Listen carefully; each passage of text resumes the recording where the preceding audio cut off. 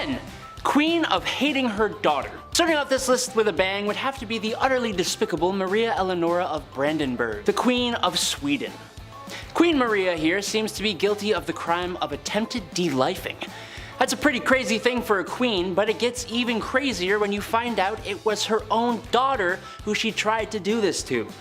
For some reason, when the queen gave birth to her daughter, who she wanted to be a son, she instantly thought of her sweet, innocent little daughter as a dark and ugly monster with black eyes.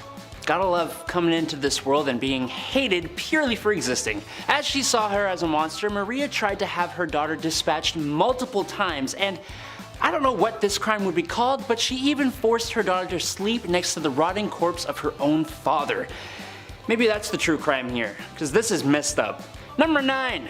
Don't mess with the Empress. The only powerful female emperor in the history of China has got to make you extremely ruthless, simply because you are a target and you would have needed to work to get to where you are. And you know what? Wu Zetian, who ruled during China's Tang Dynasty, was quite ruthless. She took her position of power by force, and she slayed many people in order to do so. But she didn't stop there. She committed more acts of slaying throughout her rule as well. And I don't mean like slay queen, although that does really work for this list, but no, she slayed people. And we don't support that kind of criminal behavior, even if you are above the law. To make matters worse though, it is reported that even her mother and grandchildren fell onto that list of victims, all because they were against her. Truly a ruthless queen. Number 8. Mommy issues. Empress Irene of Athens ruled between 797 to 802, and she co-ruled with her son for 2 decades before leading it all by herself. That's not a crime, but how she did so was a bit more, I don't know, just a little outside the realm of legality by today's standards. Her son, Emperor Constantine VI, was not a popular emperor, and the Empress was quite an ambitious and greedy woman. She wanted full control of the Byzantine Empire, and to do that, with the help of some political allies, Irene led a conspiracy against her own son. Poor parenting skills if you ask me, but hey, the two actually made up and were at least somewhat civil. That is until Constantine divorced his wife and married his mistress, turning the people against him and giving Irene the opportunity to lead another conspiracy and then have her son's eyes gouged out. Yay! Leader number 7 is Nikocris. The third and most mysterious candidate for the first female king of Egypt is recorded many centuries later in the work of the Egyptian historian Manetho. Her name is Nikocris, and she was believed to have lived around the 22nd century BC, which was towards the end of the 6th dynasty. Some have suggested that Nikocris was the last pharaoh of this dynasty. As Manetho tells us, she built the third pyramid and reigned for 12 years, but the whole third pyramid thing is an absolute disaster. If you know anything about ancient Egypt, there's just so much BS around the kings list and the dynasties. We don't know who made it, and every time we think we do, someone else shows up in history and has it attributed to them. So it's up in the air. Herodotus also mentions Nikocris, but in the colorful context that she had killed hundreds to avenge the Egyptian king who had been slain by the people in a coup, and who happened to be her brother. The people had given the kingdom to Nikocris to rule after doing so. The story is that she had constructed an elaborate underground dining chamber under the guise of it being for her coronation, inviting all those she knew to be responsible for her brother's death, as well as anyone who knew of the coup plan but did nothing of it. This includes servants, concubines, officials, priests, the whole shebang. As the banquet progressed, Nikocris, surveying safely from a platform, had her servants open the floodgates and let the flow of the Nile River into the chamber through a concealed pipe, drowning all in attendance. To quote Herodotus, that is all the information I was given about Nikocris, except that afterwards she threw herself in a chamber full of ashes to avoid retribution.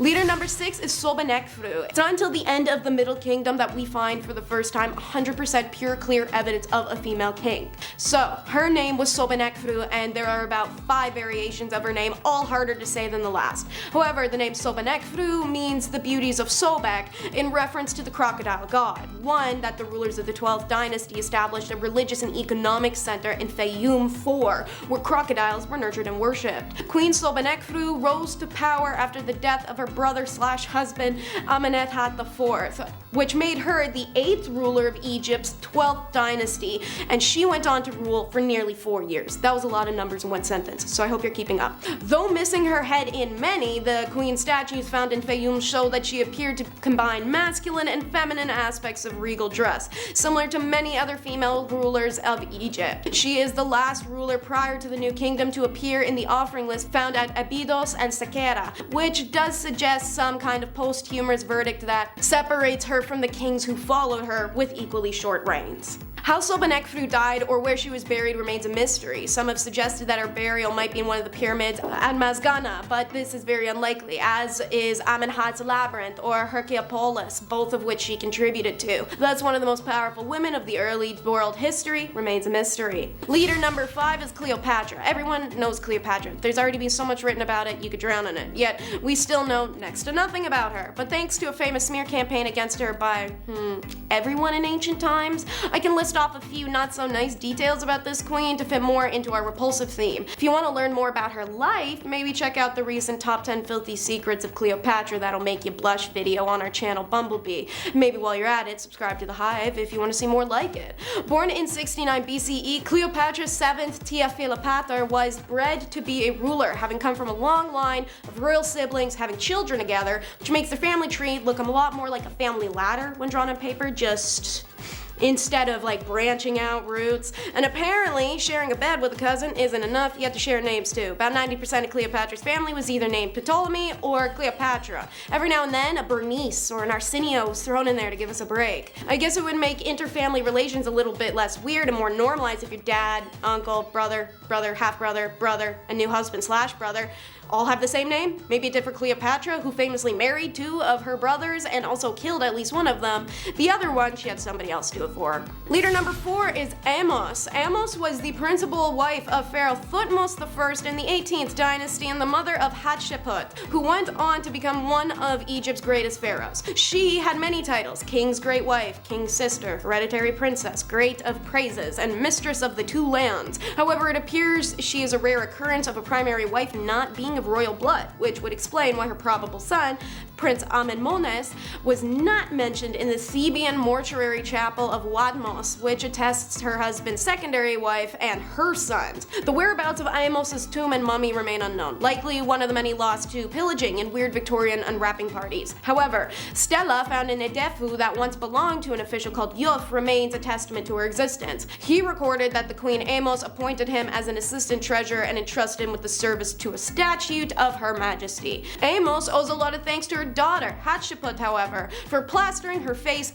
everywhere. As you'll learn in the next segment, Hatshepsut dedicated herself as a demigod, and so put up many etchings and murals of her divine conception, the image of the god Amun approaching her mother, Amos, or some more compromising images of the two together. Good for Amos, catching a god's attention. Leader number 3 is Hatshepsut. So, from mother to daughter, let's talk about this train wreck who was also the most influential and long-ruling Egyptian queen and was known to be a great diplomat during her 22-year reign. She is also regarded as the first great woman in recorded history. Hatshepsut was only the 2nd known woman to assume the throne as king of Upper and Lower Egypt after Queen Sobonekfru, whom was the model for this pharaoh as a queen and whom she based many of her decisions upon.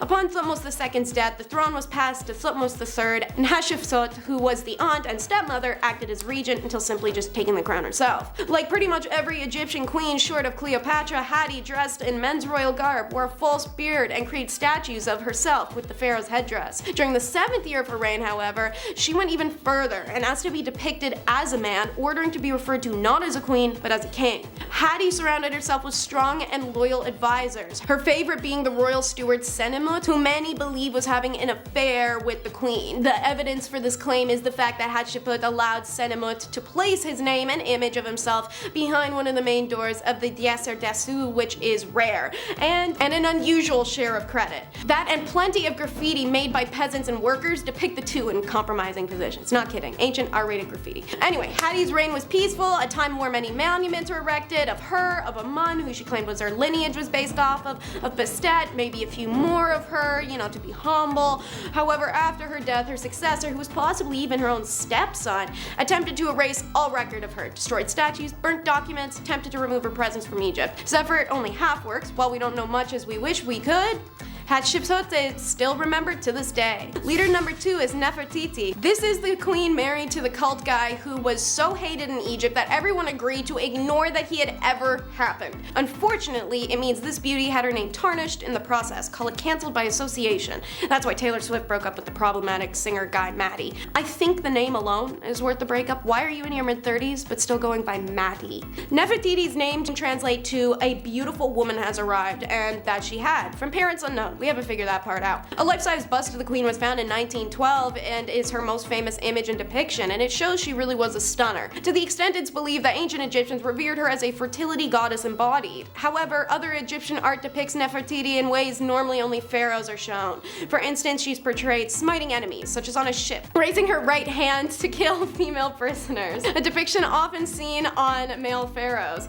Additionally, the type of helmet-like crown Nefertiti is wearing in the bust is typically reserved for pharaohs or the goddess Tefnut or Hathor. One idea is that after Akhenaten's death, Nefertiti's power and popularity was so great she was able to rule as pharaoh in her own right. Egyptian records mention a figure named Neferenfatuen, who ruled Egypt for a brief time. Like how actors took stage names, pharaohs actually took throne names, and it's speculated this was the throne name for Nefertiti. This means our girl was on the throne for 3 years, but as you know, after her reign, the Egyptian people tried to wash her away to the best of their abilities. Tokhmahon undid Akhenaten's religious reform, Amarna became abandoned, and images of Akhenaten and Nefertiti are destroyed. Leader number 1 is Aset. You may know her by her Grecian name, however, Isis. She was the queen mother of all gods. Her name quite literally translates to queen of the throne, which is reflected in her headdress, which is sometimes a literal throne. However, sometimes it takes on traits from Hathors or Muts to represent her assimilation with other women in the pantheon. While she seemingly started as a side figure to her husband Osiris, she was quickly transformed into the queen of the universe and an embodiment of cosmic order. By the Roman period, Aset was believed to control fate and linear existence itself. This is accredited to the story of Ra's secret name, wherein Aset is able to find out the true name of Ra, something no other god knows, and ultimately makes her his equal, if not more powerful than he. Aset was the sister and wife of the god Osiris, ruler of the underworld. It is said that she and Osiris were in love with each other even within the womb. As he was king of Egypt, Isis was queen, and one who supported her husband and taught the women of Egypt to weave, bake, and brew beer. Set was always angry with this relation, as Isis reigned over the land of Egypt in the wake of the traveling Osiris instead of Set. She was stronger, and he regarded this with jealous eyes, as well as the good works of his brother, for his heart was full of evil and he loved warfare better than peace. The queens frustrated his wicked designs, so he sought in vain to prevail in battle against her and plotted to overcome Osiris by Gal. This is how the famous story of Osiris' death, Horus's birth, and the grieving of Set prevails as one of Egypt's most famous stories. Set tricks Osiris into the coffin, which he tosses in the Nile. The grieving of Set refused to accept this and search far and wide as a fugitive, birthing their son Horus on the journey. When she finds the coffin, she returns it to Egypt. Unfortunately, Set finds it hidden again and dismembers Osiris, scattering the pieces. Isis still refuses to relent. She finds the pieces and entombs them. Anubis, with the assistance of Thoth and Horus, united the severed portions of the body of Osiris, which they wrapped in linen bandage. Thus the origin of the mummy form of the god. Osiris then became the judge and king of the dead, residing in the underworld, as Isis remained with Horus on the above. Number 10. Marie Antoinette, Madame Deficit, the last queen of France and maybe the last time royals got away with, well, being royals. Her whole existence was opulence, which is really just salt in the wound, when most of your citizens probably can't even afford a portion of salt because they're broke or because there's food shortages. Wasn't a good time. But if you looked into the royal palace, you can bet she's got a pantry full of bread and a bowl of fruit just ready for the pickings. She even had the nerve to purchase a necklace that, if through today's inflation, would be worth $12 million US. Ooh, that's a lot of money I wish I had. People were starving, and honestly, if people don't have anything, including food, ooh, it's not gonna be a good time. Imagine a whole country acting up because they haven't had their Snickers yet. Well, that ended up sparking a revolution. Very confusing, and in all that confusion, both the king and queen lost their heads. Wasn't good. Number 9. Queen Victoria. Oh blighty. Man, it must be nice to have a whole era in history named after you. Maybe I'll get one day. The cheddar time. I don't know. Cheese, I don't know, big ched? We'll see what happens. Queen Victoria had some strange quirks about her. One that I can almost get behind, but not quite, is her niche for eating fast. Maybe too fast. I'm a guy who likes to make things simple, easy meals. The faster I can slip into a couch with an ice cold beer and a movie, I'm a happy guy. And or enjoy said food with the movie. Queen Victoria liked her meals to last no longer than 30 minutes. That means while you're on the appetizer, she's on the main course. And while you're on the main course, she's ordering coffee. Look, I respect the hustle. I get that. But maybe this is too much. That being said, are you going to be the one who brings it up to Her Royal Majesty? Listen, if you want to see tomorrow's 5-minute brunch, you better keep it to yourself. Number 8. Cleopatra. Don't we all miss Elizabeth Taylor? I know I do. Sometimes, I wish I was her. She's just beautiful. Can you blame me? I honestly wish I was the real Cleopatra too though. All that power, and to not have one, but 2 Romans wrapped around her finger. Ooh, she was the last pharaoh of Egypt, but maybe had the most drama. Sure, Elizabeth Taylor was the most beautiful and chic woman in all of Hollywood, and she may or may not have had a few men wrapped around her finger too, but she never had to deal with the world's largest empire and her own throne, all whilst managing to stay the most beautiful and chic. I can barely manage to toast in the morning. Never mind all those affairs and, well, the marriage affairs too. There's a lot of affairs happening. Queen number 7 is Angry Irene, the first and only of Byzantine empresses. Irene of Athens ruled between 797 to 802 CE, and she went from empress consort to empress regent to finally being the sole empress before being deposed after a reign of just 5 years, only for her son Emperor Constantine to be an unpopular and crappy emperor following her. The mother-son duo was indeed a Greek tragedy. Irene and her son had signed a document decreeing that icon veneration was not the same as worship and thus restored it to their empire, and the relations between the Church of Constantinople and the Church of Rome. The Empress was an ambitious woman and wanted full control of the Byzantine Empire. This then led to the late Leo IV's half-brothers staging another coup to overthrow Irene. When their plots discovered, they're forced to be ordained as priests by Irene for punishment. You can tell she had a sense of humor. With the help of some political allies, Irene led a conspiracy against her own son after their relationship went to crap thanks to her forcing him to marry a woman he hated, and her refusing to stop co-ruling once he was old enough to rule alone. The conflict between Constantine and his mother culminated in 797, wherein Irene hatched a conspiracy to take the throne for herself. In 786, the public had turned against Constantine after he decided to divorce said wife and marry the mistress, so Irene successfully arrested her son and brought him to the imperial palace where she stood over him as he was restrained and his eyes were gouged out. And then Constantine was never heard from again. Queen number 6 is the spurned mother. During the 6th century, Cyrus the Great ruled the Achaemenid Empire with an iron fist, one of the most powerful Persian rulers who ever lived. He won battle after battle during his long and violent reign. Stories of his brutality and military cunning struck fear into the hearts of other people for thousands of miles. However, he was felled by one very, very powerful woman named Tomidis, queen of the Massatae, a group of Scythian people who lived in Central Asia at the times of Cyrus's rule. By the Middle Ages, those Massatae people became a group that's still well known today, the Huns. Now, at first, good old Cyrus didn't view the Huns as a threat. In fact, he deemed them so worthy of the brush off that for fun one night he tripped a group of them into getting drunk when they'd never had liquor before. While they were inebriated, Cyrus's men imprisoned them. Waking up still drunk and imprisoned and having never experienced the feeling before, the men were terrified and they didn't know what kind of spell or poison they'd been given. In fact, one man gets so scared of the poison that he takes his own life lest it end it painfully. Again, Cyrus didn't think much of that crap as he considered the man to just be another nomad, but he was far from. He was Tomiris's beloved son, and she was their queen. Enraged at her son's death, Tomiris sent messengers to Cyrus demanding answers and compensation. When Cyrus ignored all those requests, the grieving mother wiped her tears, took a deep breath, and decided it was time to rain literal hell on the man. Tomiris challenged the Persians to a battle, and Cyrus accepted. The Massatae had more soldiers who were more well trained than they'd ever let on, and they were mounted on some of the largest steeds the Persians had ever seen. Cyrus was in trouble as Tomiris's men surrounded the Persians on all sides and started killing thousands. As for Cyrus himself, Tomyris personally saw to it that he was cut down by her own sword. Then she placed his severed head in a bag of blood and rode home to celebrate the victory in honor of her fallen son. Queen number 5 is the maniacal mind. Fredegund of Neustria began her life as a forced laborer in the early 500s, but all that labor made her strong because she sure as hell knew how to climb a social ladder. By her early 20s, she'd become a lover and then wife to Chilperic, the king of Francia. As queen, she regularly smoked court members who got in her way or interest in keeping Chilperic installed on the throne, and then paving the way for her son to assume the job when her husband died. To clear his path, Fredegund had to be vicious. At one point in the late 500s, Chilperic was at war with his brother Sigebert, at which point Fredegund simply said, "Baby, let me handle it." And so she effing did, with some poisoned axes and a well-planned hit job. The brutal slaying kept Chilperic in power and kept Fredegund in her esteemed role as the king's right-hand woman. Later down the line, dysentery killed 2 of Chilperic's sons from his first marriage, and Fredegund's cogs started turning again. This, in her mind, was the opportunity to wipe out that entire lineage and ensure any offspring she produced with the king would be the heir. So she sent another one of those sons to literally live in the disease outbreak area. Then she put together a plot to kill another one of his sons who'd already happened to be plotting against Chilperic, so it worked out. In the end, Chilperic himself was killed, and it's not entirely clear if Fredegund was the one who set that in motion. Chilperic's other brother assumed the throne and had Fredegund sent off to the countryside to live out her life in anonymity.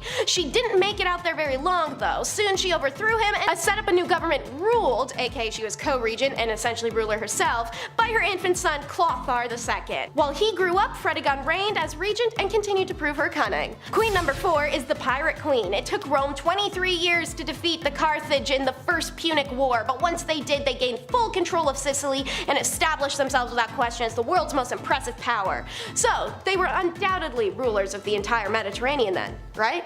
Wrong. So there was this badass pirate chick named Tueta, the queen of a breakaway land called Ilia, who hadn't surrendered to the Romans. Her people were still fighting viciously over in the Balkans. They hadn't given up to the world's largest military yet. Tueta had been the queen regent of the clan alongside her husband King Agron, but Agron had been in the Adriatic Sea, winning battles and conquering other smaller kingdoms for some time. So when he did finally return home, he partied so hard in celebration he literally dropped dead. It is a whole story, I don't have time for it, so we're gonna move past it, I'll tell it in another video. So Tueta took over Illyria. Without the power to fight Romans head on, she resorted to vicious piracy in both the Adriatic and the Mediterranean. No merchant ship was safe while passing through those waters, and soon word made it up to the Roman Senate about how the waters around Illyria were essentially like sailing directly into death. Finally, after near constant ship losses, deaths, and stolen goods, Rome took action. At first they sent envoys to Tueta to ask her nicely to stop, but she imprisoned and killed every single one of them. So the Romans declared outright war on her, and Homegirl was meeting this insanely large army shot for shot, which is crazy, but unfortunately ruined for her when her own allies betrayed her. Still, Tueta had one more trick up her sleeve. During the surrender, she met the Romans at the city of Rizan. Legends has it, even though Tueta relinquished her rule in that city, she refused to give up her life. She threw herself off a cliff. And ever since, locals claim that Rizan, which is now modern-day Montenegro, has been the only city on the Bay of Kotor to never have any success in ocean commerce or naval might. Queen number 3 is the Lady Emperor. She left an undeniable mark in history, seeing as Wu Zetian, also known as Wu Zhao, is the only female emperor in Chinese history. From 665 to 705, she started as an empress consort and upgraded over time to the Empress Dowager, establishing the Wuzhou dynasty. Wu's rise to power is thanks to her strategic maneuvers and political alliances. She initially gained Emperor Gaozong's favor in lieu of her romantic rival, and his literal wife, Empress Wang. In 652, she gave birth to her first son and her second in 653, but the emperor had already designated his eldest son from another consort as his heir. However, tragedy struck when Wu had a daughter, but she made it work, weirdly. Disturbingly, accounts suggest that Wu orchestrated her daughter's death and falsely blamed the emperor's wife for the demise so as to finally be rid of her. Wu even orchestrated the brutal death sentence of the empress, as her legs and feet are severed before she was drowned in wine. While historical portrayals have often depicted Wu Zetian as ruthless and morally questionable, historians urge us nowadays in modern times to be critical in considering the potential biases and political motivations of those who documented her in ancient times, when women usually never ruled. Scholars have recently re-evaluated her reign, examining her accomplishments and contributions to the empire. Queen number 2 is the Celt Pirate Queen. That's right, a second pirate queen. And if you thought Tuatha of Illyria was a badass pirate queen, wait until you learn about Grace O'Malley. This 6th century Irish clan leader was a red-headed warlord who spit in the face of challenge, and for literal decades, she and her armed forces fought to keep the English from invading Ireland. Grace came of age just after Henry VIII declared himself King of Ireland very suddenly. The English were moving on to the island, and the Irish didn't care for that shit at all. So Grace's father was the Lord of the O'Malley dynasty, who were West Coast seafarers, and Grace had grown up on the water. One story says on her first expedition with him, he joked that her long hair would catch and tangle in the ship rigging, and so to stay away. So our girl Grace simply hacked off her hair. Forever after, she was known as Grace the Bald in their language. As she grew older, Grace married, but she didn't settle down. Her first husband died, so she takes to the high seas with the band of Irish pirates who were, as aforementioned, dead set on maintaining Ireland's independence from England. Grace was so passionate that between her charismatic drive and her ability to lead, she amassed a pirate haul of nearly 24 ships. Then she started raiding coastal Tudor villages on the other side of Ireland and England like a true pirate scoundrel. She did this for decades, quite literally until Queen Elizabeth I got sick of it and appealed to Grace for a meeting, which she agreed to on the condition that some of her captured Irish family members are freed. What happened next remains stuff of legend amongst Irish people today. Grace met with the Queen Elizabeth and infamously refused to bow before Her Majesty.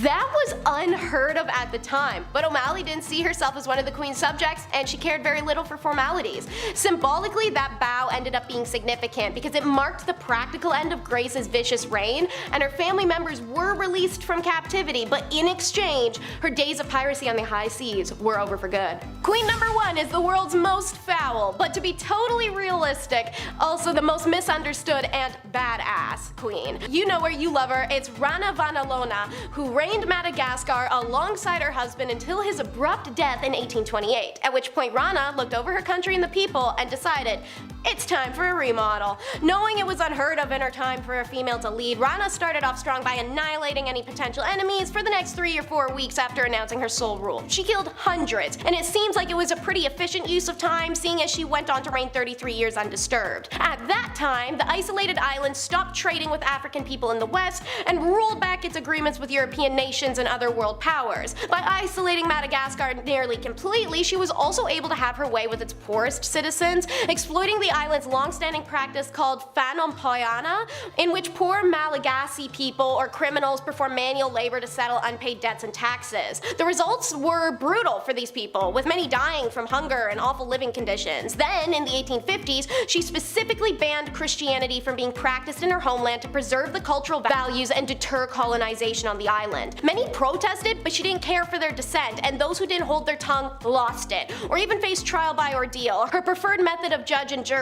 She would lace pieces of chicken skin with tangina tree poison. Then, those critics had to eat the poisoned chicken raw and vomit it back up. If they survived the ingestion and regurgitation, it proved they were loyal to her. If they died, that proved they had been secretly disloyal and their deaths were warranted. Naturally, eating poison and yakking it up in the form of raw chicken is gonna kill you 9 times out of 10. In the worst cases, she sought out these activists and just had them kill in really brutal ways. During Rana's reign, the population of Madagascar was cut in half. When she died peacefully in 1861, her son Radama II took over, and he was a little more chill. 10 will be the Scandalous Seymours. While sweet and demure Queen Jane is remembered as the one woman Henry VIII truly loved, she's the only one not divorced or beheaded or widowed, yet her family name is painted red by the morons she shared blood with. Jane's parents were Sir John Seymour and Lady Marjorie Wentworth. He was a soldier and courtier serving both Henry VII and VIII. However, one issue is not always mentioned in his biographies is the alleged affair he had with his daughter-in-law, Catherine Filio, the wife of his eldest son Edward. Edward and Catherine were politically and financially a good match during their marriage in 1519, but they hated each other. They could not stand each other at all. So in the 1520s, while Edward is out playing toy soldier and banging working girls, Catherine gets in touch with her father-in-law. a little too much. By the time Catherine birthed a son, the less than subtle affair was so widely known that her father John changed the line of heirs away from her. Not to mention the child's paternity was so in doubt her husband Edward refused to acknowledge his son John as his own. Catherine was exiled to a convent where she remained until her death. Then there's Jane Seymour's dashing younger brother Sir Thomas Seymour, who's best known for marrying Catherine Parr, Henry VIII's widow. While Catherine Parr was pregnant, however, Thomas Seymour started hitting on the uncomfortably young future Elizabeth I. Then Thomas began visiting the young king, giving him candy in return for trying to schmooze power from him. What Thomas intended on the night he was discovered trying to break into the king's apartments at Hampton Court Palace was never really established, hurt, harm, or otherwise. Scholars have suggested it was an attempted person theft, or it might have been another attempt to weirdly try and win the young king over onto his side. Either way, he was caught at the king's apartment at night trying to break in with a hand arm which he had already used to pop one of Edward's, the beloved pet spaniels, when it barked at this unexpected intruder. He was sentenced to death the next day. Queen number 9 is the Heartless Hag, aka Catherine de Medici. Maybe calling her a hag is harsh, but heartless is a title she earned. Listen girl, while it's no news to the world that Henry II of France had a lifelong affair with his mistress Diane de Poitiers, as he loved her more than he could ever love Catherine, we got sympathy for the woman. She's put in an arranged marriage, she actually loves him, but he never loves her and always makes her secondary to the woman he does love, despite her not having enough authority, but she kinda does, but she definitely doesn't. It's a messy situation that make any slighted woman into an emotionally numb and void machine. Now, does that excuse Henry being on his deathbed, begging and begging Catherine to just open the bedroom door and let his mistress Diane in so he can see her one last time before he dies? I don't know. Kinda. Maybe. Maybe I'm vindictive. I don't know. Catherine really did do that, by the way. She barricaded herself into Henry's room while he died, while Diane tried over and over to get in to see Henry as he, bedlocked and slowly suffering, pleaded to see her in return. But Catherine never folded. However, that wasn't what made her a terrible queen. She proved herself as one of the worst queens in history when she ordered her daughter's romantic interest to be killed in front of her. Catherine took out her own suffering and pushed it onto her daughter, the way many mothers of the world, both past and present, abscond their suffering onto their daughters. She could have broken the cycle, but instead she wanted her daughter to feel the pain and lovelessness that she had. Catherine would fight over her married daughter's adulteries and affairs, as she too had been forced into an unhappy arranged marriage. It said that Catherine's screams could be heard echoing throughout the palace. During one instance, when the queen mother found out about her daughter's new romantic interest, she locked her up in the castle and nobody saw her again. Queen number 8 is the Pain of Spain. No one expected the Spanish Inquisition. Well, except for Queen Isabel I of Castile, the evil Queen of Spain, who began the campaign to purify her country and aided in financing Christopher Columbus's famous voyage in 1492 that would end the lives of 250 million indigenous people in the New World, and subsequently launched the stealing of people from Africa for forced labor. Wildly, she's still best known for her formidable streak during the 4-year war for the succession of Castile against her niece Joanna, and yes, it's the crazy Joanna. Queen Isabel and her husband Ferdinand expanded the power of the monarchy, purging the influence of the nobles and reinstating Catholicism as the supreme religion of Spain. This is something they did so well that Pope Alexander declared them Catholic monarchs for the work of their oh-so-amazing Spanish Inquisition that also oppressed Jewish and Muslim minorities. When she chose to purify her country, it meant she ordered that either all the Jews and Muslims convert to Catholicism or get thrown out, having them rounded up and brought to the Spanish court to either pledge their faith to Catholicism in front of her and Ferdinand or get the boot. And it's how most who refused to renounce their faith ended up, instead of adrift on a boat somewhere. Number 7. Ranavalona. I honestly didn't know Madagascar had queens or kings. That's not because it doesn't make sense, I'm just dumb. Thanks to me being a young child, I thought the only royalty Madagascar had was King Julian, you know, like the lemur. King Julian! Like that King Julian. But they did have kings and queens, and one of these queens was pretty damn brutal. Queen Ranavalona I ruled Madagascar between 1828 and 1861, and there is absolutely no doubt that she would do anything for her kingdom. After King Radama I, her husband, passed away, she took over the crown, and during her reign, she put a lot of people to the axe, or whatever way they executed people in Madagascar. Her uncle was one who met the sticky end to protect her power. But some records state that ranavalona ended her own mother's life by subjecting her to starvation. Ranavalona sent her mom to her room and didn't let her have dinner. Or any meals, really. That's never okay, and would get someone like us charged under the law with something. I don't know what exactly it would be, but it'd be something. Number 6.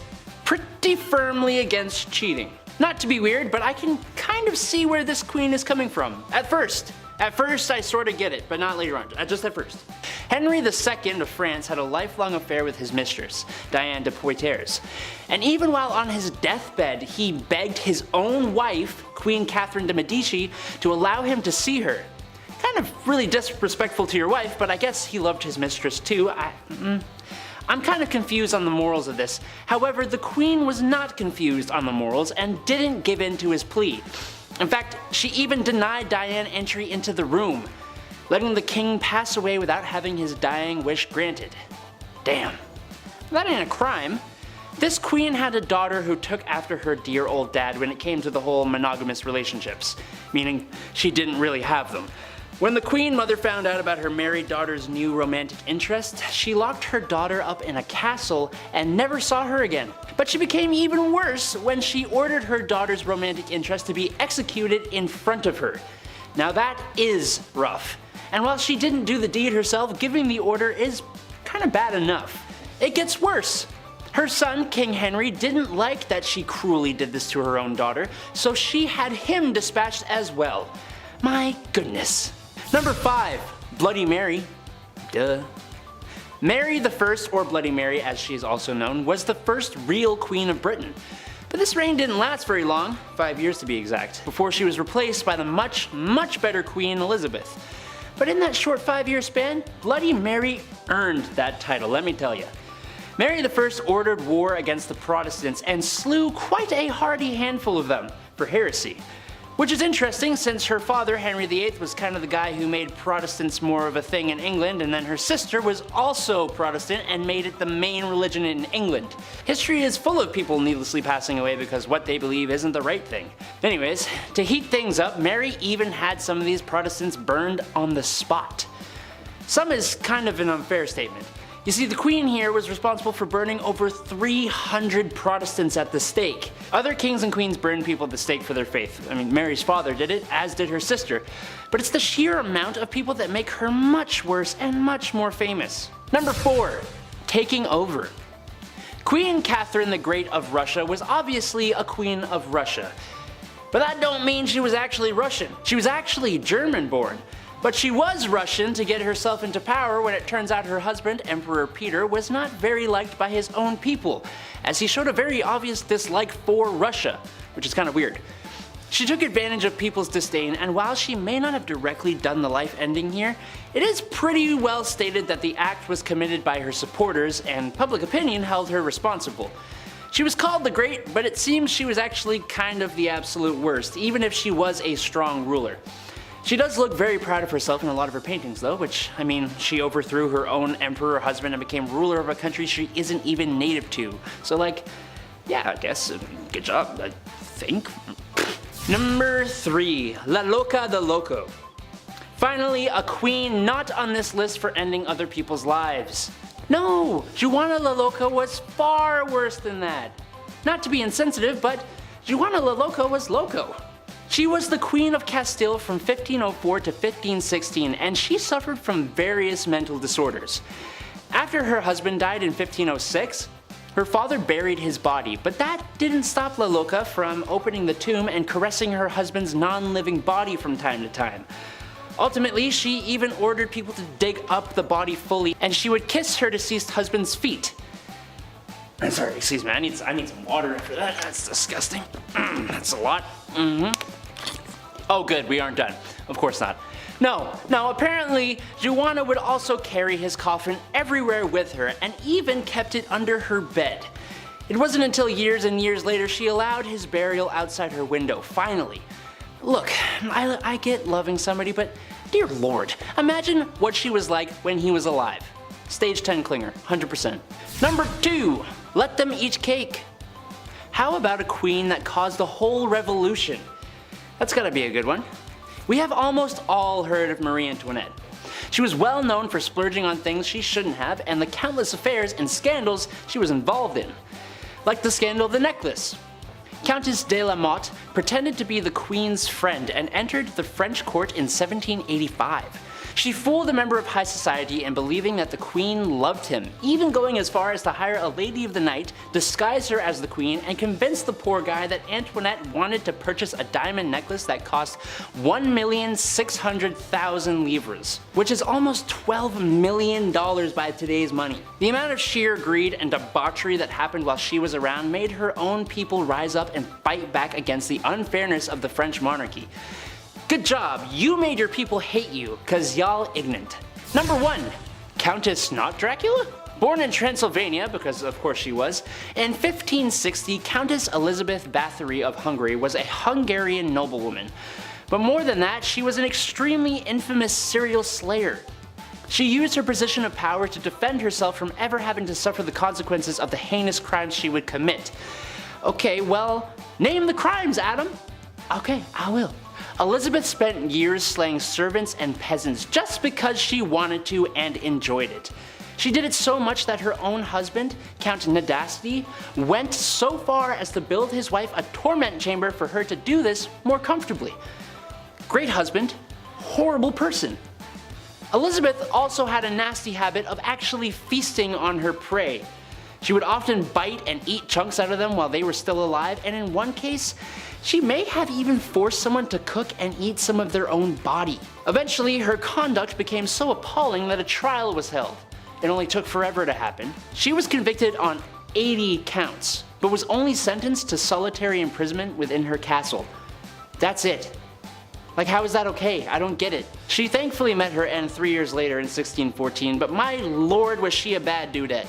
Not good. Kicking off the list at number 10, Heart of Glass. Alexandria of Bavaria, the royal who believed she had swallowed a grand piano made of glass.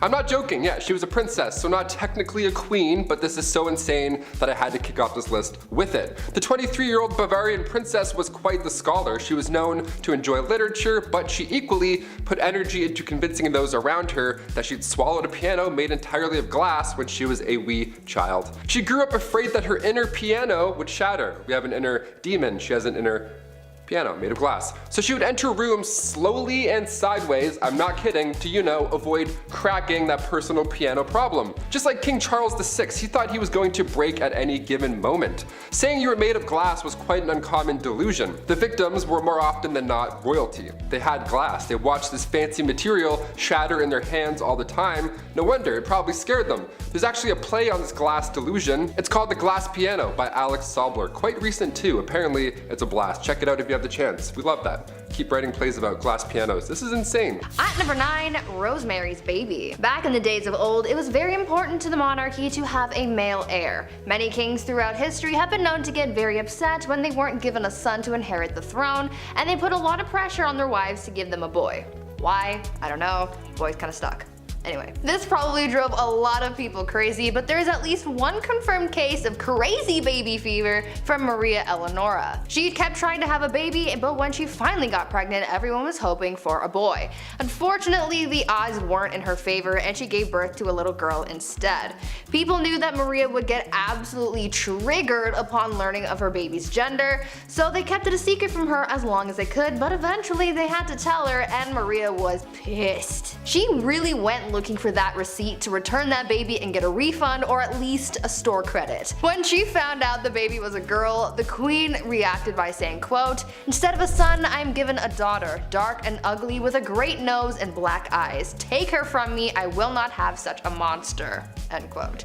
Like, damn, tell her how you really feel. After that, mysterious things started happening to this baby, like a wooden beam mysteriously falling into the baby's crib and somehow accidentally falling down the stairs. Even the nurse once dropped the poor kid onto the stone floor. Like, I get it, you're disappointed, but that's still your kid, and a lot of people aren't given that privilege, so be grateful for your spawn. Number 8. Dirty talk. Going back to the 15th century to Queen Isabella of Spain, now it's not uncommon for queens to brag, be it about their wealth, status, their mans, you name it. But to brag that you've only bathed twice in your life, That's a bit odd. What's the deal with this? Okay, well back in 537 AD, Rome had 11 aqueducts that ran over about 1,000 public fountains, okay? Over 900 bathhouses included. It was quite important, but when invading Goths cut them off, the Catholic Church literally had no idea how to fix the problem. So instead, they just told everybody that bathing was a sin only practiced by pagans. So at one point in history, you could have ran a bath, thrown in a bath bomb, relaxed for an hour, got out, and then immediately you're a sinner. Worst of the worst too. How dare you having a bath on Monday afternoon, you monster, you pagan monster. The Old Spice guy would have rocked their world. Number 7, Queen Isabella of Spain. Queen Isabella is known for a few things. A lot of stuff YouTube probably doesn't want me to talk about. Insert religious persecution here. However, I think she should be remembered for something else. Something rather strange. When I was a kid, I would run around outside for hours, oftentimes ending up in the mud. My mother would always say, "It's time to hose you down, son." And she wasn't wrong, because I probably needed a good hose down. Now, regardless of how much dirt was behind my ears, I didn't want to wash. I was this big stupid kid. Can you blame me? I was proud of the scruff, but that's because I was going to have another wash most likely within the next 12 hours. I always got hosed down at some point. Queen Isabella, however, boasted to others that she only bathed twice in her life. Sweet Lord Mary Mother of God woman, that is not something to boast about. Due to some water access issues, the Catholic Church was like, baths? Who needs them? You know what? Baths are sinful anyway. Being so close to God, so she doesn't bathe. Cleanliness is next to godliness, except in that time period where not bathing means you're actually closer to the big JC upstairs, so that's how it goes. Number 6, Queen Elizabeth II. No crusts! Queen Elizabeth II, the longest reigning monarch. God bless the Queen, and God save the Queen. Shout out to the UK, Chetty loves you, how you doing? Come and see me sometime, I love you guys. Now sure, she's not the most awful spoiled queen in history, but she is a queen, and that does mean she can have things her way. Like for example, all of her sandwiches have to have the crusts cut off. Yes, just like children. Yes, just the way I like them too. No, I'm not a big baby. I'm a big strong man who totally doesn't rely on the women in his life. No, what are you saying? Dude, stop. Mom, I love you. Anyway. Well, yes, it's true the queen's sandwiches have to have her crust cut off. Is it the worst thing ever? No, I don't think so, but what if her sandwich showed up with crust? We don't really burn people at the stake anymore, so what would she do? Would she fire them, I guess? It's kind of a little thing to get fired over. I don't know. Anyway, speaking of getting fired. Number 5, Empress Irene. Mother dearest. Most people have fond memories of their mothers. Maybe you should call her. I'm just saying, Mother's Day happened, you should call her. Empress Irene was a woman who wanted power. Honestly, who doesn't? We've all got a little bit of Sith in us. Yes. Her son, who had naturally inherited some of her power, was growing stronger by the day. Now, maybe it was ego, maybe it was envy, maybe her son just took down her live, laugh, love signs. I'm not sure. But Irene was not having any of it. So, when her son least expected it, she had 2 guards apprehend him and had his eyes gouged out. Now, being that this was before 2022, this was a critical medical injury, and after 9 days of grueling pain, and when I'm sure it was a lot of blind confusion, the injury proved to be fatal. So, what's the lesson here? Blood is not as thick as water? I don't really know, it's just messed up. Number 4, Queen of Castile. Life can be tough sometimes, especially when we lose the ones we love the most. Everybody deals with things differently. The Queen of Castile is a person who deals with that, well, very differently. People passing on was no rare occurrence back in those days. There's 1,000 reasons on how you could wind up 6 feet under. When the Queen of Castile's husband passed away from the disease of the month, she was devastated. Rightfully so, that's rough. However, that being said, sometimes you gotta take that with a little grace. For days she would not leave her husband's side, even after he was a cold cadaver. Later on, that corpse would travel with her, apparently even stopping a carriage once to get out and kiss his feet. It's Weekend at Bernie's, except a lot sadder and gross. And not a charming 80s movie. Ugh. Number 3, Carlotta of Mexico. This is a new one for me, but an interesting story nonetheless. Basically, France wanted a piece of Mexico, and I mean, come on, who doesn't? It's gorgeous. Carlotta was a Belgian princess who kind of just married into the royal family and got plopped down in some chaos in Mexico. There was a war, enough political strife to make anyone involved in the Watergate scandal start to look for documents. It was messy, it wasn't a good time.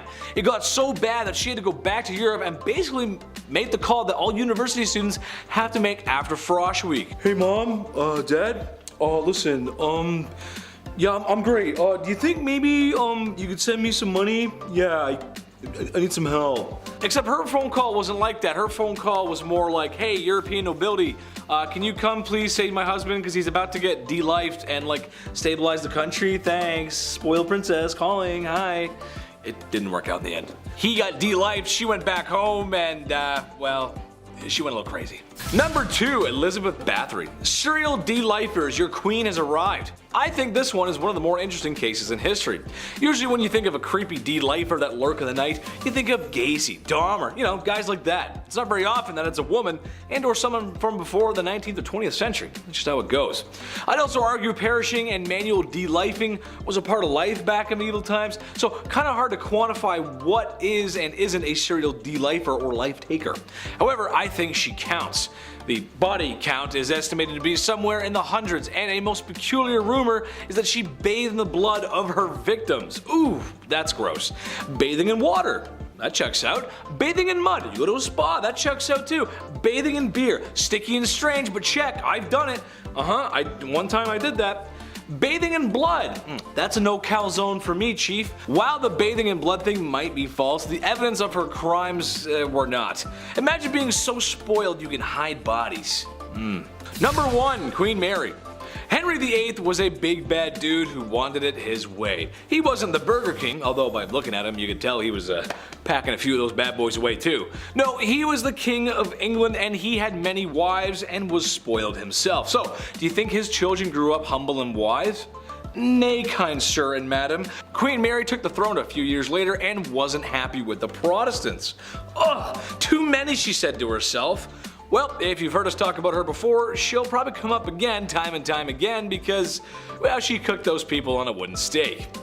Over her reign, countless people felt the fires of her wrath, hence the name Bloody Mary. At number 10, blinded by ambition. I don't know about you, but I think my favorite part of these queens lists is learning about all the wild and crazy things that queens did to keep or acquire power back in the days of old. Like, these gals were absolutely ruthless, and they weren't afraid to absolutely body anyone who stood in their way. We've heard about queens taking out enemy tribes, their husbands, and even their own family members. This all sounds like a round of Call of Duty when you're the last one on your team and you're just murking everyone in sight trying to save your own skin. Let's talk about a queen, or rather empress, who was so desperate for power that she ended up killing her own son. Irene of Athens was an empress from the Byzantine Empire who ruled from 797 to 802 CE. She started her reign as co-ruler alongside her son Emperor Constantine IV. Though it started as a good old family business, you know, saving people, hunting things. Not really. Things went south as they normally did back then. Irene wanted all the power to herself, and so she sought out to eliminate her competition, her own son. Irene lured her son into the very room that he was born in and gouged his eyes out. Like, ma'am, this is not ice cream. You can't just scoop eyeballs out and make a sundae out of them. Thank you. That's not how that works. Constantine ended up dying as a result of his injuries, and since his own heir had passed away earlier that year, the transition of power ended up going to Irene, who became emperor. Yes, emperor, not empress, because she was the sole ruler, making her the first woman to do so. Number 9. Topless duels. Yeah, you heard me. Hungarian Princess Pauline von Metternich was married to Prince Clemens, but she was born in 1836 and she had to marry her uncle when she was 20 years old. So, surprise, surprise, she was unhappy. Who knew? Weird, right? Since the marriage began, her husband was involved in numerous affairs. He liked going after actresses or singers, anyone glamorous or hot or cool. He barely paid any attention to her. That is until, you know, she started to have fun, live a life maybe. Yeah, once she got over this gross prince, she had a great time. She drank, she smoked, she partied, she defied convention, but most notably, her duel in the summer of 1892. She challenged another royal, a countess of the matter, to a duel in nothing but a corset. Now to this day, it's not yet determined who exactly won this duel, this corset poke off, but a princess dueling in the dark after some drinks, that should be a musical, not Frozen. Get out of here. At number 8, no side bays. A bad relationship can really mess you up. Anyone who's been through a bad breakup can tell you that. Not as many people carry that pain with them as much as Catherine de Medici did back in the day. Her didn't even begin to describe how she felt, and she really embodied the pain that she was feeling after having her heart broken. She basically turned into the type of person that was like, if I'm not happy, no one else is gonna be happy either. together. Catherine's husband Henry II of France had a mistress, and Catherine was well aware of it. They had been having an affair for basically the whole time Catherine was married to Henry, and he loved his mistress more than he ever loved his wife. When Henry was on his deathbed, his final request was to see his mistress one last time, and as a final FU to her husband, not only did she deny the mistress from visiting Henry, but she literally made him die alone with no one by his side when he kicked the bucket. On top of this hatred towards her husband though, Catherine was also an absolute B-word to her daughter as well. Catherine would fight her daughter over her romantic affairs. I guess she didn't want her daughter to be like her father. Either way, Catherine got so mad about one of her daughter's affairs that when she found out about her lover, she locked her daughter away in a castle and never saw her again. Talk about a serious grudge. Number 7. Empress Irene. Kings, queens, emperors, and empresses. Chances are these folks are related. It's a family thing. Mia familia, you know what I mean? It's how it goes when you're the king, and you need a son to continue the lineage. Even though I would like to argue that if you're gone, you're gone. So who really cares who's taken over? Just my opinion. Speaking of eye gouging, oh wait, I didn't mention that before. I made a segue, but okay, that's alright, bad segue. Well, the topic of discussion here is Empress Irene. Basically, her son was taking too much power for himself. She was losing hers, and yada yada, and his eyes were gouged out from 2 guards ordered by his dear, sweet mother. Can you blame her though? I mean, come on, he was threatening her rule. She worked so hard to get there. The chief was just silent on this one. Chief had no words for that one, guys. No words. Number 6, Fu Hao. Another woman in history married to a man in the stinky patriarchy. Worst! Except Fu Hao didn't want to be wife 57 of 64. She wanted more than that.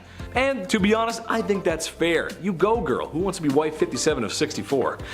Maybe some people in Utah, I don't know. What's maybe slightly more unholy than having that many wives is going on an epic military campaign and raging war in the Shang Dynasty. A warrior queen, if you will. We know some of this history based on her tomb, as she was buried with ceremonial weapons, knives, blades, swords, some dogs, some human sacrifices, gold, money, jade, and lots of other valuable goodies. Just makes you want to loot all the stuff in there, doesn't it? I mean, jade's pretty cool. This was a common practice amongst male warriors back then, but you know what? Good for her and all that unaliving. Way to go, sister. I like it. Very nice. Okay. Number 5, Tamiris. Honestly, every time I face her in Civilization 6, it just ends badly. I'll spend a few turns building my economy or maybe organizing some troops, and I look back over at her cities and she's already amassed a massive army and is ahead in science. Yeah, I'm not the best Civ 6 player, but sheesh lady, come on, give me a break. This probably has something to do with her real life counterpart. Tamiris was a woman who lost her son to Cyrus the Great. So she said to herself, I don't know what's so great about this Cyrus guy. There's a Trailer Park Boys reference in there somewhere. Just imagine Ricky telling Cyrus off. I don't know, you gotta find it. Basically, after losing her son, she gathered the troops and commenced battle. The almighty Cyrus met his end, which, given how the way women were treated back then, probably didn't go over too well with PR. Yeah, she got her revenge though. Number 4, the Trung sisters. The Trung sisters are double trouble. You're getting 2 queens at once here. China was being down bad and trying to conquer some things that maybe they shouldn't have. Naughty, no. The Trung sisters came to answer the call. These girls are actually revered as heroes still today in Vietnam. But what they were able to do for so long was very impressive. China had a very impressive army, no surprise there, and Vietnam was a much smaller country, or kingdom I guess you'd say, and their army was not as impressive. But the sisters managed to hold them off for 3 years. 3 years with their forces. That is crazy good. That is very impressive, and perhaps a lot of bloodshed too. Sadly, the sisters waded off into the waters before they could be captured, because after that long fighting, I wouldn't want to be captured either. Number 3, Grace O'Malley. Avassi landlubbers, ye be looking for Grace O'Malley. Well then ye come to the right place, sir. Thank you, thank you. That is my private impression. I will be here all week. Bad impressions aside, Grace O'Malley wasn't a traditional queen, to be fair, but what she didn't have in regular queen qualities, she did make up for that in being a badass pirate. Nice. This is another one where I'm gonna ask Hollywood for a movie, please. Irish pirate queen? Come on guys, that's just a movie begging to be made. Grace O'Malley was a fierce pirate from the age of 11 and a wise woman who ruled the seas after her father's passing. I don't really have much to say after that, to be honest. I'll just wait for Hollywood to make their move. And maybe you can cast me in there. And I can put on some long red hair and some boots, and I could swim and just put the red hair on me right now. I just look so good. Number 2, Queen Victoria. Okay, hear me out on this one. This one has more to do with their lineage, per se, than her, but it's her somewhat to blame. Okay, so Tsar Nicholas II of Russia, King George V of Britain, and Wilhelm Kaiser II of Germany were all first cousins. Their grandma was Queen Victoria. What? I know, right? Isn't that weird? Yeah, it's weird. Imagine how crazy your bloodline has to be for that. And, you know, the fact that during World War I, all 3 of these cousins were at war with each other. I mean, that's just insane. I mean, families fight, sure, but come on, man. Get the mustard gas off the table, bro. Come on. That's cheap. Just don't. Number 1, my mom. My mom, I love her so much. She's the best. But man, sometimes, she's so unfair. I had to do chores when I was a kid, and I had to put down the toilet seat, and worst of all, she made me put the lid of toothpaste back in the tube when I was done with it. I mean, come on, right? Not like she ever did anything for me, like birth me, feed me, raise me, clothe me, and love me unconditionally. And now I gotta make my bed? This is the worst day ever! Number 10, Marie Antoinette. I wonder what it must have been like to be the Queen of France. To sit in a palace and eat all those delicious foods that your cooks can make while the peasants outside struggle to eat, and sing about bread for some reason. I don't know, Les Mis reference. It's a life of beauty, balls, and not listening to what the stinky peasants outside have to say. Except that's the very reason why Marie Antoinette was the last queen of France. You can only spend so much time and money on your exuberant lifestyle before the people get fed up. I mean, these people have nothing. It's kind of difficult to control people when they don't even have food at home.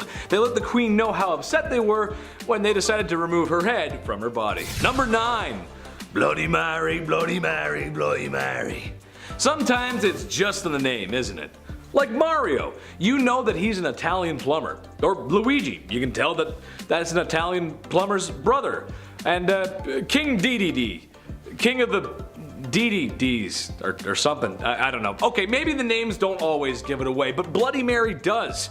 Most known for her liberal use of the wooden stake and the whole burning folks alive thing. I wish I could tell you it was for barbecue, but it was actually for some more serious religious persecution and reformation. The Catholic Church was hot, but the witches and heretics burning at the stake were hotter. No cap. Number 8, Ranavalona of Madagascar. This one is a new one for me. Didn't know about this, but here we go.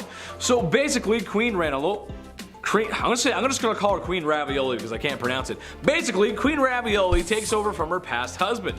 She says to herself, how can I make things better? Oh, I know. How about I become a ruthless, bloodthirsty, unaliving tyrant? Great idea, right? Yes, very not great success. Yes, unfortunately she did many heinous things. Something I found out to be particularly interesting, however, was her destroying the many good things her husband had set up before her.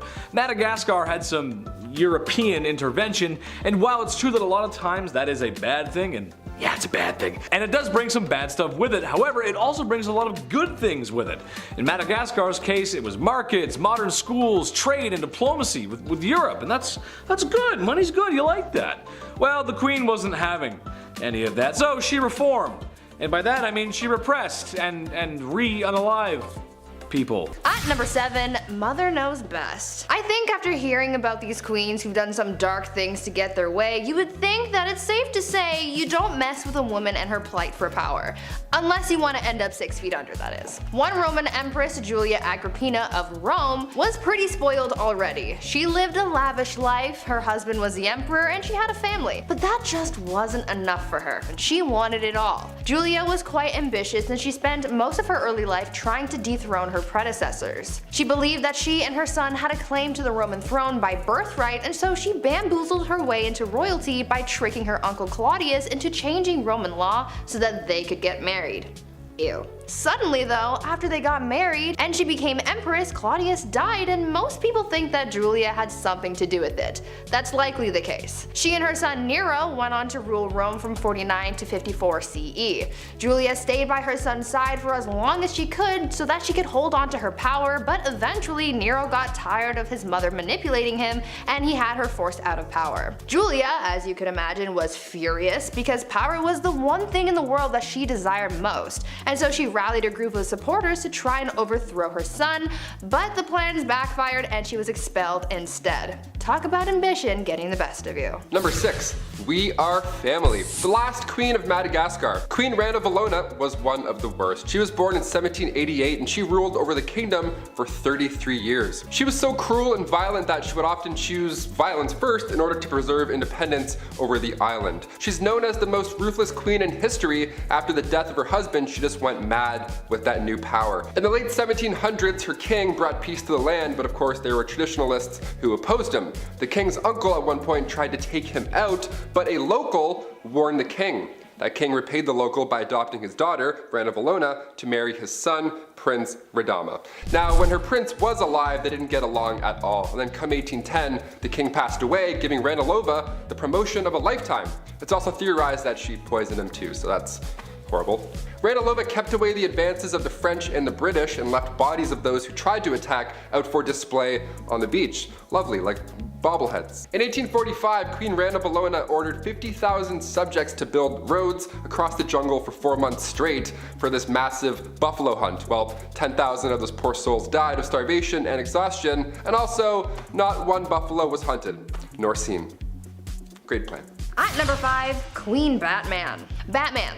He is justice. We know this. Well, long before Batman, there was a queen who sought vengeance, and she did it in the most brutal way. Olga of Kiev became queen regent in 945 CE after her husband was killed because her son was just too young to rule yet. Olga knew that once her son was old enough to be crowned king, her power would be taken away, so she had to do the most that she could with her power while it still lasted, and so she used her powers as monarch to seek justice for her husband's death. She was able to get her husband's killers captured and killed using scalding water, but she soon developed a thirst for suffering apparently, and she just kept on going after people. She would not rest until everyone associated with the people who killed her husband were all eliminated. So if you ever breathed in the general vicinity of the guy who offed her hubby, you could kiss your life goodbye. Olga took hundreds of people out of the tribe that her killers were from. She devised a plan to bury their tribe's leaders alive, and she even came up with a plan to set fire to their entire village. It is said that Olga may have locked the tribe's leaders in a bathhouse and burned it down,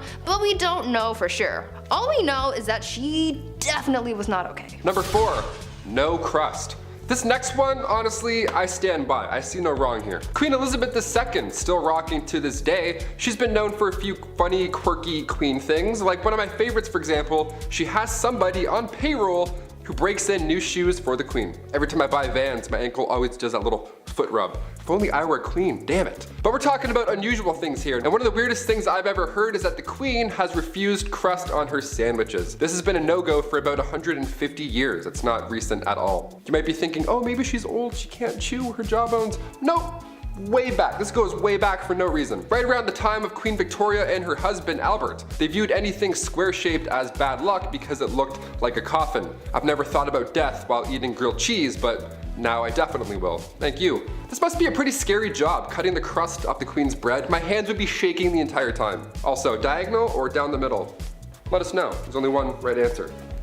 At number 3, Evil Empress. This next empress is pretty similar to Olga of Kiev, whom I talked about earlier. Empress Wu Zetian also had a thirst for blood and suffering, but not towards people who have necessarily wronged her. You see, when she came into power, she was determined to keep that power by any means necessary, so she had all of her rivals killed. So anyone who could possibly overthrow her or come for her seat on the throne was eliminated. The empress ordered the execution of the previous empress, as well as members of her own family, including her own newborn daughter. She didn't want to risk anyone taking away her power, including her own offspring apparently. She didn't hold back on the methods of eliminating her rivals either. Yeah, sure, she could have just done a 1-2 stabby stabby and called it a day, but that's no fun. Instead, she had people poisoned, strangled, mutilated, or even burned or boiled alive. good soup. Eventually, she retired from her part-time job of sending people back to their maker and started spending more time with her lovers and getting addicted to aphrodisiacs. People weren't quick to forget about all that bloodshed though, and so to get back at her, they had all of her lovers killed and the Empress was exiled. She got a little too greedy and karma came back with a vengeance. Number 2, Ice Palace. If you're a fan of the film Frozen, this next one is going to get you jazzed right up. Anna Ivanova, the Empress of Russia from 1730 to 1740. Okay, so in celebration over their victory with the Ottoman Empire, Anna gave the order to build an ice house, this massive ice palace. Best place to cool down if you ask me. I'll leave. This ice palace was pretty impressive. If I was there, I would 100% lick the walls.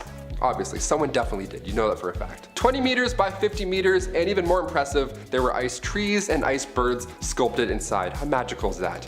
Anna arranged this marriage with a prince and one of her maids. Now they didn't know each other, they were forced to ride an elephant, and all the guests were dressed up like clowns. Yep, that's all valid, that's all accurate. You heard me. You may be thinking, wait a minute Taylor, an ice palace in Russia, was that maybe cold? Yeah, it was an absolute nightmare. Anna made the guest party all night, freezing cold, they all got sick, dressed like clowns. I went to an ice hotel in Quebec once, spoiler alert, it's cold and boring. There, I just saved you $70. You're welcome. And finally at number 1, gladiator games and chill. If you didn't ever have to go to work and you could just lounge around all day, what would you do with your time? Really, anything could be possible. You could be like the Bruno Mars lazy song. Well, there's one empress from back in ancient Rome who occupied her time with the company of others. Apparently, Empress Valeria Messalina was famous for her exploits. Since she was empress and she had all this time and money and no one to tell her no, she took full advantage of that and bought a house, turned it into a brothel, and made that her side hustle. A lot like Littlefinger from Game of Thrones. Though she had a collection of women who worked there, she also was known to invite upper class ladies to participate in the nightly escapades as well. And don't think that Valeria did jump in as well. She was considered to be quite something in the sack. In the wise words of Ludacris and Little John, she was a lady in the streets but a freak in the bed. The Empress was known to be such a hardcore participant that she would win games where they would compete to sleep with the most men in one night. One time she won the round after being with 25 men. One night. She did the absolute most, but at least she was having fun. Kicking off the list at number 10, the Empress of Austria. The saying wrong place at the wrong time couldn't be used more in this case. Empress Elizabeth of Austria, she was sadly taken out by somebody who just wanted to attack a royal. He didn't have anything against Elizabeth per se, this man was an Italian anarchist named Luigi Lucchini, and that fateful day, September 10th, 1898, he took the Empress's life. In his own admission, Luigi stated that he had nothing against the Empress on a personal level at all. So what had happened was he intended on taking the life of the Duke of Orleans, but when Luigi arrived a little too late in Geneva, the opportunity to do so had passed. He looked at a local newspaper, saw Elizabeth, and found out where she was staying, and he waited for her to leave that hotel. That's how easy it was. People are so creepy. Keep an eye open. If you're a queen, keep your eyes open. This is scary. Number 9. Royal curse. The remains of Polish queens and kings were discovered back in April 1931 in a crypt in Vilnius. Polish researchers didn't even know what they were in for. I mean, a storm had flooded a cathedral and they threw down sandbags to preserve the area, but on the night of April 25th, they had followed the water into this lost chamber that held the remains of Polish kings and queens. These remains, with the crowns still attached, might I add, were from the 15th century. What a find, right? Well, sadly the remains were all over this flooded tomb now. It wasn't really in one spot. It was horrible. And now after these discoveries, that's when things got really mysterious. Those involved in the findings began to die off in unusual circumstances, one after another. And it happened pretty quick too. One professor had died after falling down a shaft in his apartment. He had a heart attack. An engineer had died before him as well due to undisclosed medical issues. Okay. Another professor years later who worked in the crypt as well became paralyzed at age 62. A sculptor involved died when untying his shoelace. Just the weirdest way to go out. That's the only details that we know. Just, I don't know, use your imagination I guess. Maybe he fell and hit his head. That's sad, it's tragic. And another professor died in 1936 shortly after visiting the crypt as well. I sure hope this isn't an ancient curse because these guys were trying to preserve their history and avoid the crypt from flooding. Like, I don't know, we need a Ouija board to clear this whole thing up. We were trying to help you with the sandbags. Number 8, Queen Caroline. In a list of unusual ways that people have died, odds are it's going to get a little gruesome, a little messy. After all, that's why you clicked this video, right? right? Some ancient queens die natural causes, and then history remembers them for their reign. In this case, history remembers Queen Caroline for the way that she died. It was written in an epigram from the 18th century from a poet named Alexander Pope. He wrote down, "Here lies wrapped up in 40,000 towels, the only proof that Caroline had bowels." It rhymes? Like, come on, man, you didn't have to do this. This is horrible. That's like a prank almost. I can't believe somebody was like, yeah, write that down. That's good, that's good. Did it rhyme? Yeah, she'd like that for sure. All right. Number 7. 2 for 1. When you're deemed the most beautiful woman in all the realm of England and the most loving, well, odds are you're going to need 2 husbands. All that love to give, it only makes sense. Joan of Kent was named as such, and at the age 12, so gross, she was married for the first time. She fell in love with a knight named Thomas Holland. Yeah, she dated Tom Holland, the knight Spider-Man guy. That's great. He was 26 and she was 12, still gross, but they got married in secret. She knew her parents wouldn't be on board. He was broke, and yeah, he was also 26, so for obvious reasons it had to be a little hush-hush. Even in royal standard, that's a bit odd. After the wedding, Thomas had to go off to war, and he wasn't gone for too long before, well, she remarried. The son of the Earl of Salisbury slid into her DMs, and Joan thought Tom Holland's Spider Knight was dead. Well, Thomas returned, like he did in Endgame, but there were legal issues now. Ultimately, Joan and Thomas got together and had 4 children, but after Thomas did die, Joan became the first ever Princess of Wales. So if you love someone, just, marry them. Even if the other person's still just over there, just marry them both, see what happens. At number 6, apple of his eye. I feel like this queen I'm about to tell you about needs to have her own movie made about her or something, because the things she did for power were almost unbelievable. I would say that I would want to be her when I grow up, but she's kind of responsible for the deaths of a lot of people, and that's not really something I'm striving for, But she did have a lot of determination. I will give her that. Isabella was married to King Edward II of England, and though she was quite the catch, Isabella wasn't really all that jazzed about him. She was like, meh, I guess I'll be your wife, even though back then she really wouldn't have a choice in the matter anyway. Anyways, after 10 years of marriage and the birth of an heir, things seemed to be relatively okay between the king and queen. That is until the king started getting all buddy-buddy with his friend Hugh Despenser, who was a much hated noble. Very hated. Hated numero uno. Isabella didn't like the bromance that was forming, and she was like, no, the only person who gets the king's attention is me. So she rallied the support of the other nobles, banished the Despenser family, burned their castles to the ground, claimed their possessions, and killed anyone who supported the disgraced family. After all of that went down, she took refuge in the Tower of London, where she met a prisoner whom she smuggled to France. Then she got her husband to bring their son to France. And from there, with the support of the nobles and the common people, she was able to defeat her husband and the Despensers, and became Queen Regent until her son Edward III came of age to become king. After all of that, she finally got her way. I hope she slept well that night, because she did the most. Number 5. Rebel Princess. Princess Leia wasn't the only rebel, okay? Princess Margaret partied with rock stars during the 60s. The Queen's younger sister was known as the Rebel Princess. She was seen for years and years as this, well, bad. She passed away in 2002, but even to this day we're trying to piece together her love life. Pablo Picasso actually wanted to marry her at one point. How fun is that? Also, side note, I didn't realize how recent Pablo Picasso died. That was alarming to find out. Guess my whole life's a lie. Her wedding was the first to be aired on TV. That's quite a big deal. The first televised royal wedding took place on May 6, 1960. In 1968, just 8 years after, word had spread that the princess had an affair at a nightclub with pianist Robin Douglas Home, who only a year and a half later took his own life. Adds a lot of mystery there. Then come 1973, the paparazzi got photos of her with a landscape gardener on her private island. One of the more unusual facts surrounding Princess Margaret was that she was cremated, believe it or not. She had chosen to break tradition so that her ashes could be shared in the same tomb as her father. How sweet is that? These acts are unusual when it comes to royalty, but Margaret also supported more than 80 charity organizations. But even then, media still focused on her love life.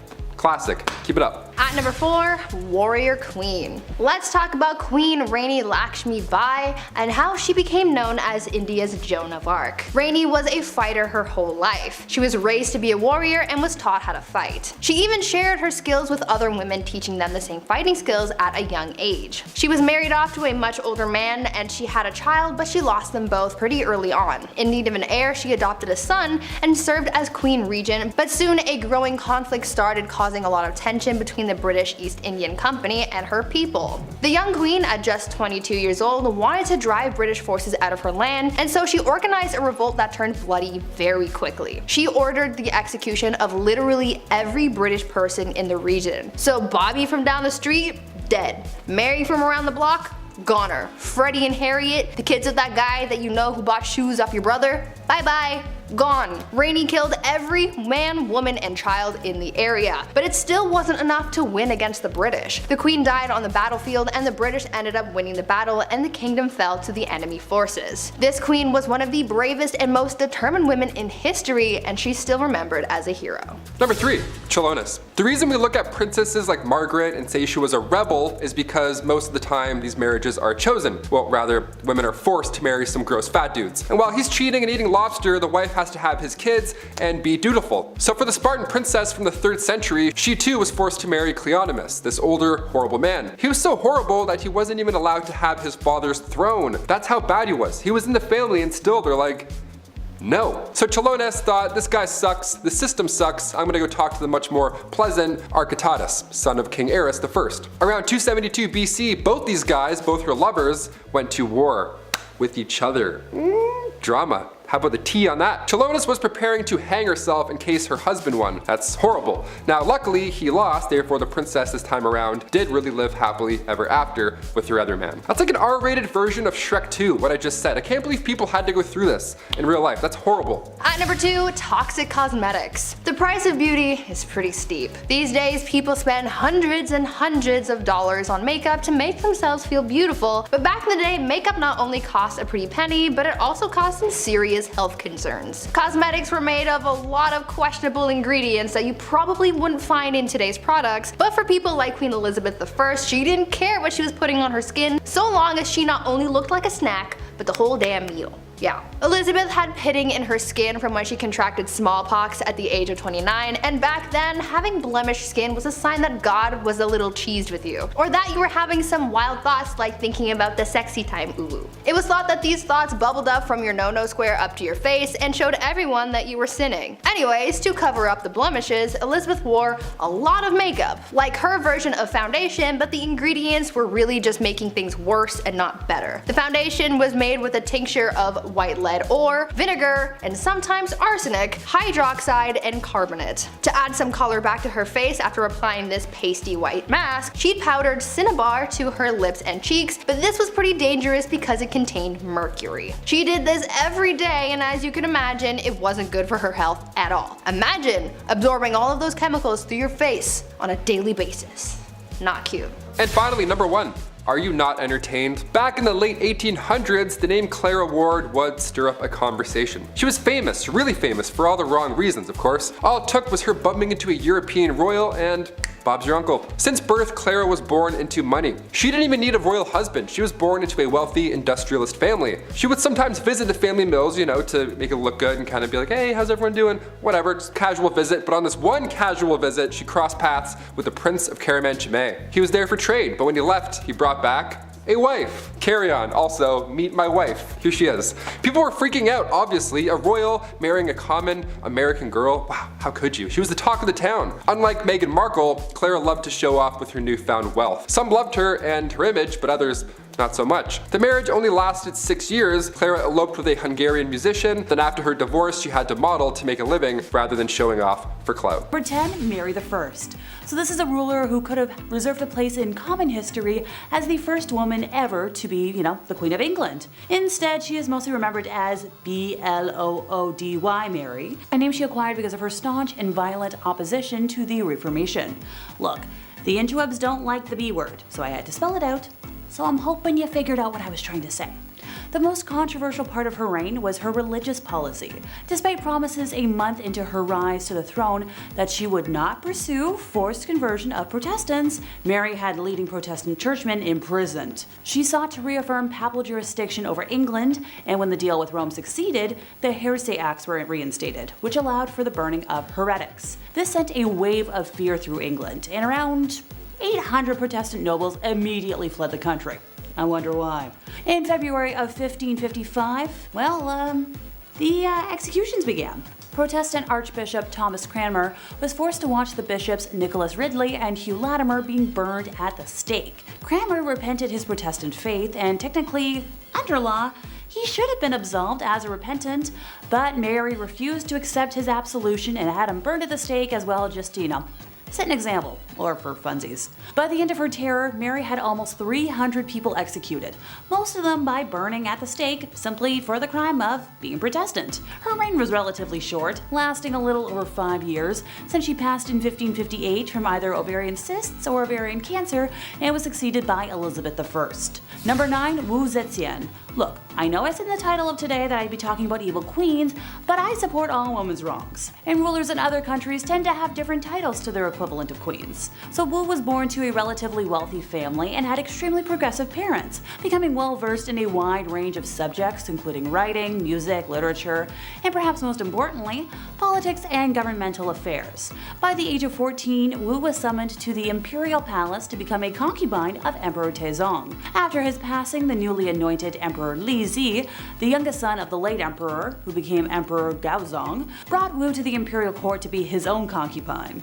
I'm not going to unpack that. In 654, Wu bore a daughter, but shortly after the birth, it passed, with evidence showing strangulation.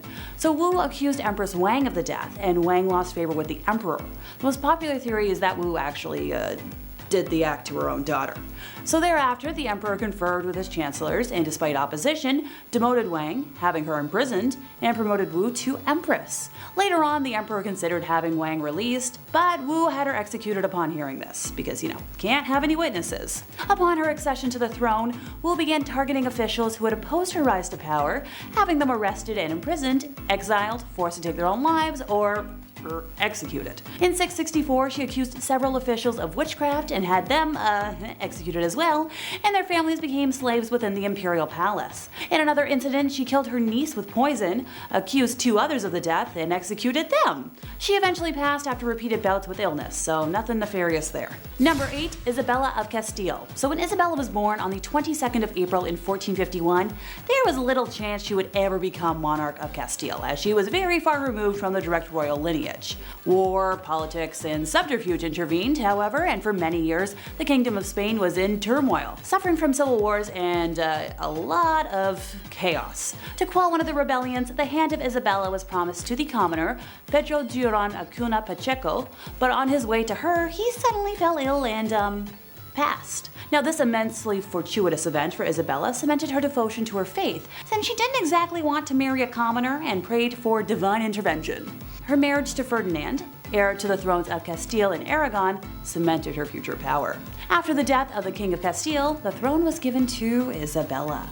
Her cruelty is recognized in the treatment of non-Christians, which led to the formation of the Spanish Inquisition, known for its extreme brutality and torture of mostly Jewish and Muslim folks. Isabella waged war on the Kingdom of Granada, the last Muslim kingdom in Spain, and the last piece to fall in the Spanish Reconquista. While some may see it as the liberation of Spain, for many others it was open genocide. By the time Granada was annexed, 100,000 Muslims were either dead or enslaved.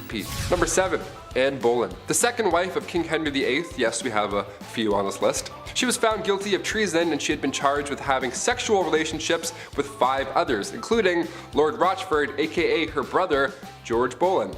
Yeah, the ancient days were a little bit odd.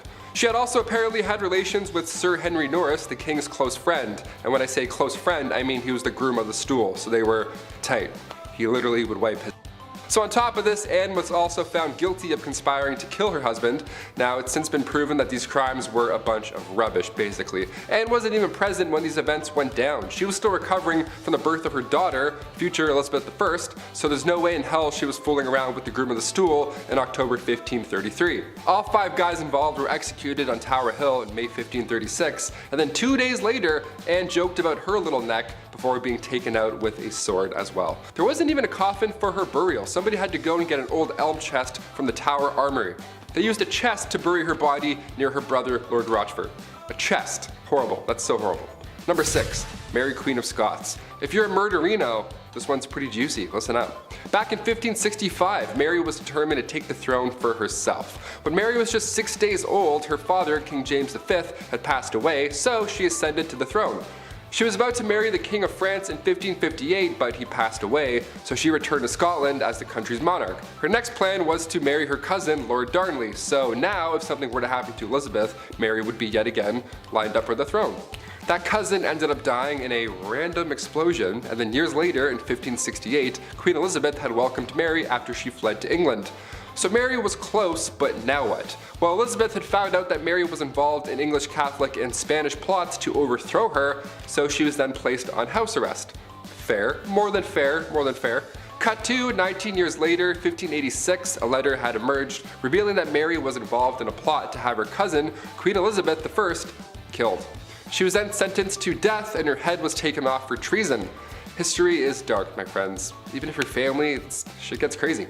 Number 5, Charlotte Augusta. Princess Charlotte Augusta of Wales lost her life in 1817, and when I say ancient, this is probably the most recent that I'll go, because I know ancient means way back. I gotcha. But I have to include this one because as far as royals go, she was loved at this time. She ended up falling in love with Britain's Prince Leopold, but a year and a half later, she died giving birth.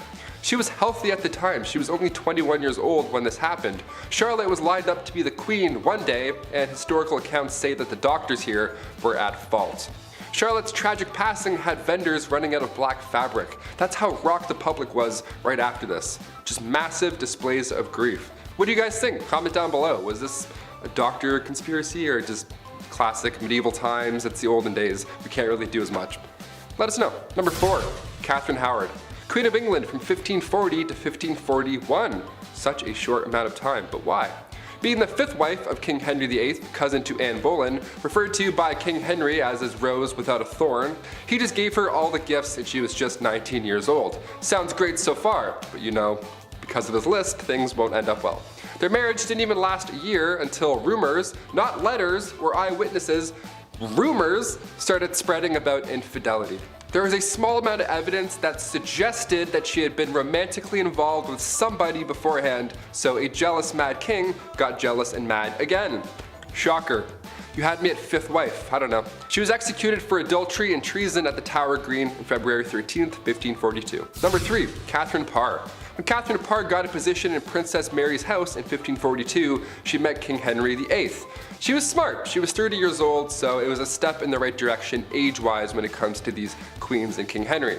Not that there's anything wrong with marrying somebody younger, that's not what I'm saying, but it's just, well, look at this list. All these people died, spoiler alert, so the older the better at least. I don't know. She was seen as somebody who could nurse the king in his dying age, so the public liked her. She was the first English queen also to write and publish her own books.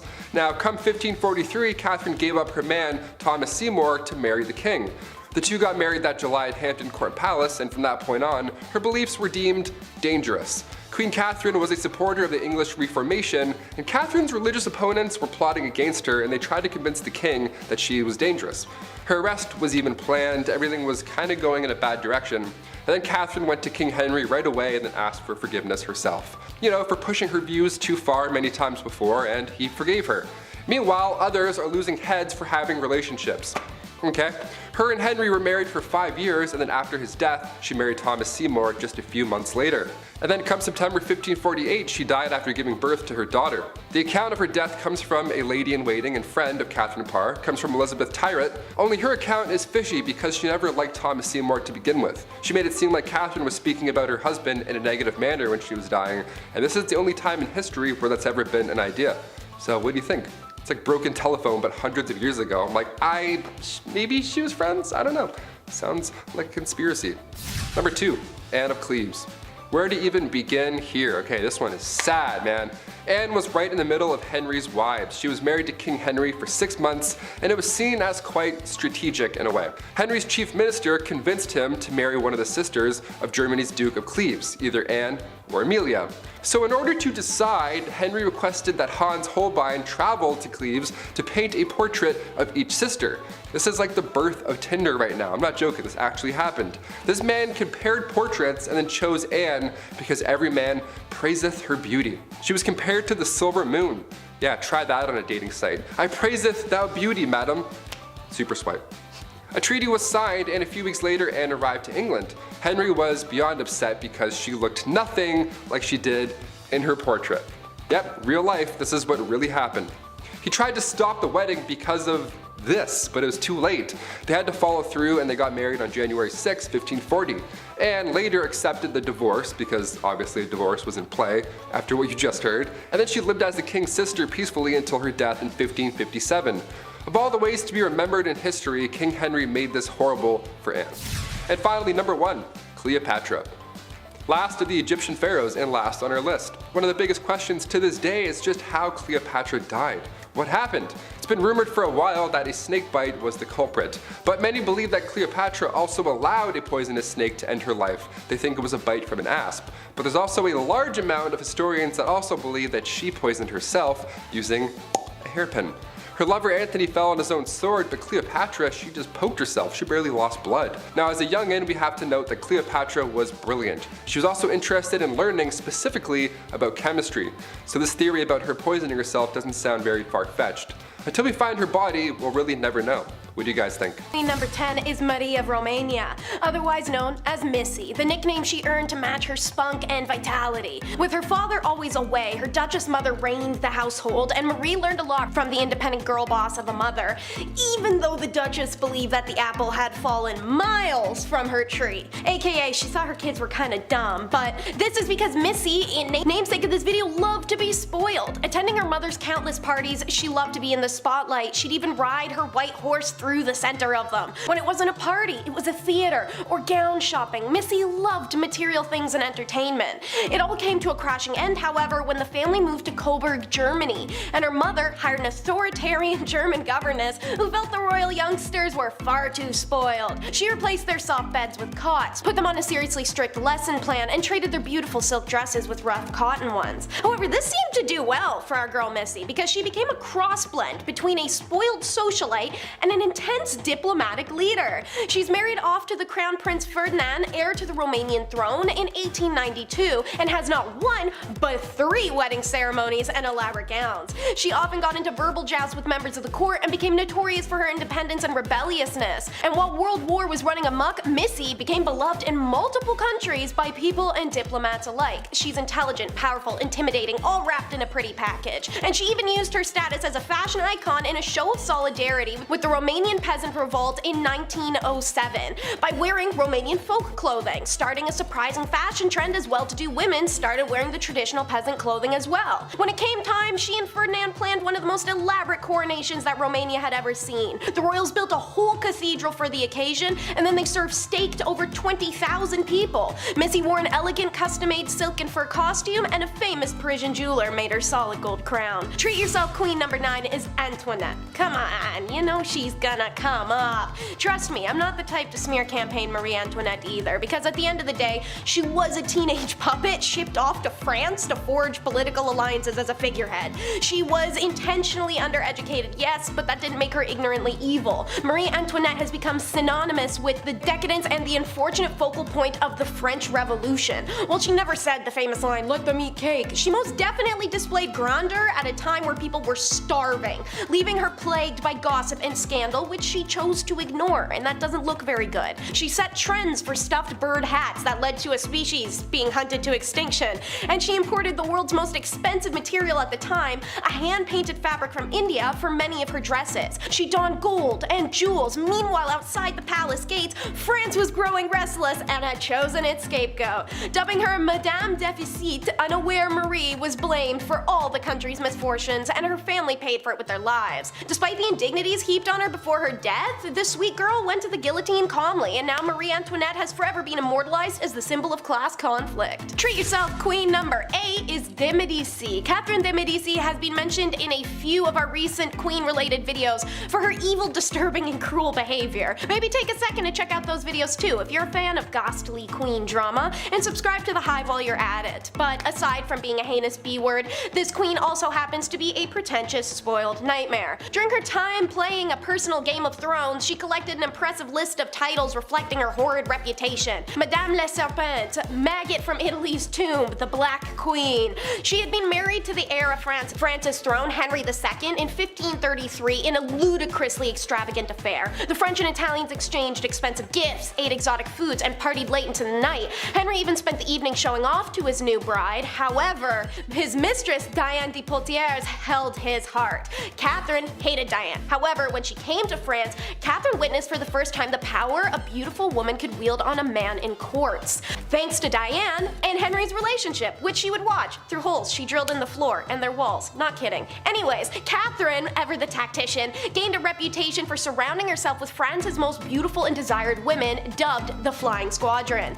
These 80 or so women were her spies, who she'd send into enemies' beds, political meetings, and out into the streets of France to collect her tidbits of information she could use. However, as a patron of the Italian Renaissance, Medici truly spoiled herself in collecting more than just pretty women. The woman's gallery was seemingly endless. She hosted painters and sculptors of the world in her home and procured some of the world's most desirable pieces, which alongside her wealth, she left to Florence, Italy when she died. Number 7, Catherine de Medici.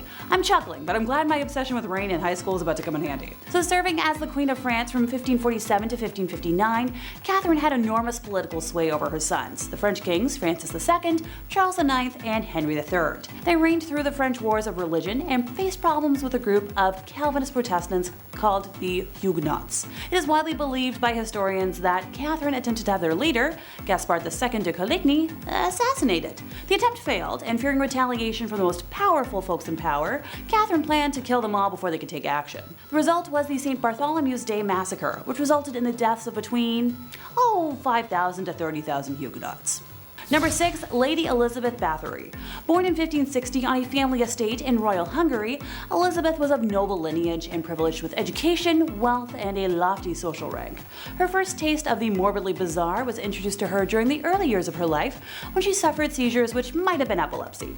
Treatment at the time for such bouts included feeding the patient human redness and bits of skull from a non-sufferer. She bore witness to brutal punishments and executions carried out by her father's officers and was influenced by family members involved with Satanism and witchcraft. When she was barely in the double digits of age, Elizabeth was engaged to Count Ferenc Nadasdy, who she later married. Her husband spent much of his time away from home fighting the Ottomans, leaving Elizabeth to run the estate. Her sadism became more pronounced as time wore on, and upon the death of her husband in 1601, her vicious crimes escalated. Most of her victims were girls around the age of the time she got married, and were usually the daughters of lesser gentry who had been sent to court to learn etiquette. Her favorite punishment methods including using pins to stick under her victims' fingernails and covering her victims in honey and leaving them out to be eaten by ants and other insects. Other methods included whipping her victims with nettles and frequently burning body parts, especially genitalia. After burning her victims, she would dump them in icy water. Many of them were punished to the point of death, some of whom were buried in unmarked locations, and some sources even claim she engaged in people munching, making that her darkest secret. Elizabeth and a few of her servants were eventually arrested in 1610, and her accomplices were put on trial in 1611. With over 300 witness accounts and numerous testimonials, a guilty verdict was assured. A servant girl who claims to have seen evidence in Elizabeth's private books stated that her victims were around 650 folks. The accomplices were sentenced to death, and Elizabeth was confined to a bricked-up room with slits for air and delivery of food. She was found dead a couple years later. Number 5, Marie Antoinette. So France's queen between 1774 and 1792 was Marie Antoinette, who was, the last queen before the French Revolution. She had quite the reputation for splurging on expensive things and found herself in quite a few scandals. One in particular was the affair of the diamond necklace. So Countess de la Motte, a young lady, pretended to be the queen's friend and entered the French court in 1785. She fooled a high society member into believing that Antoinette loved him. She even hired a buy-selling worker and disguised her as the queen and convinced the man that Marie wanted to purchase a diamond necklace.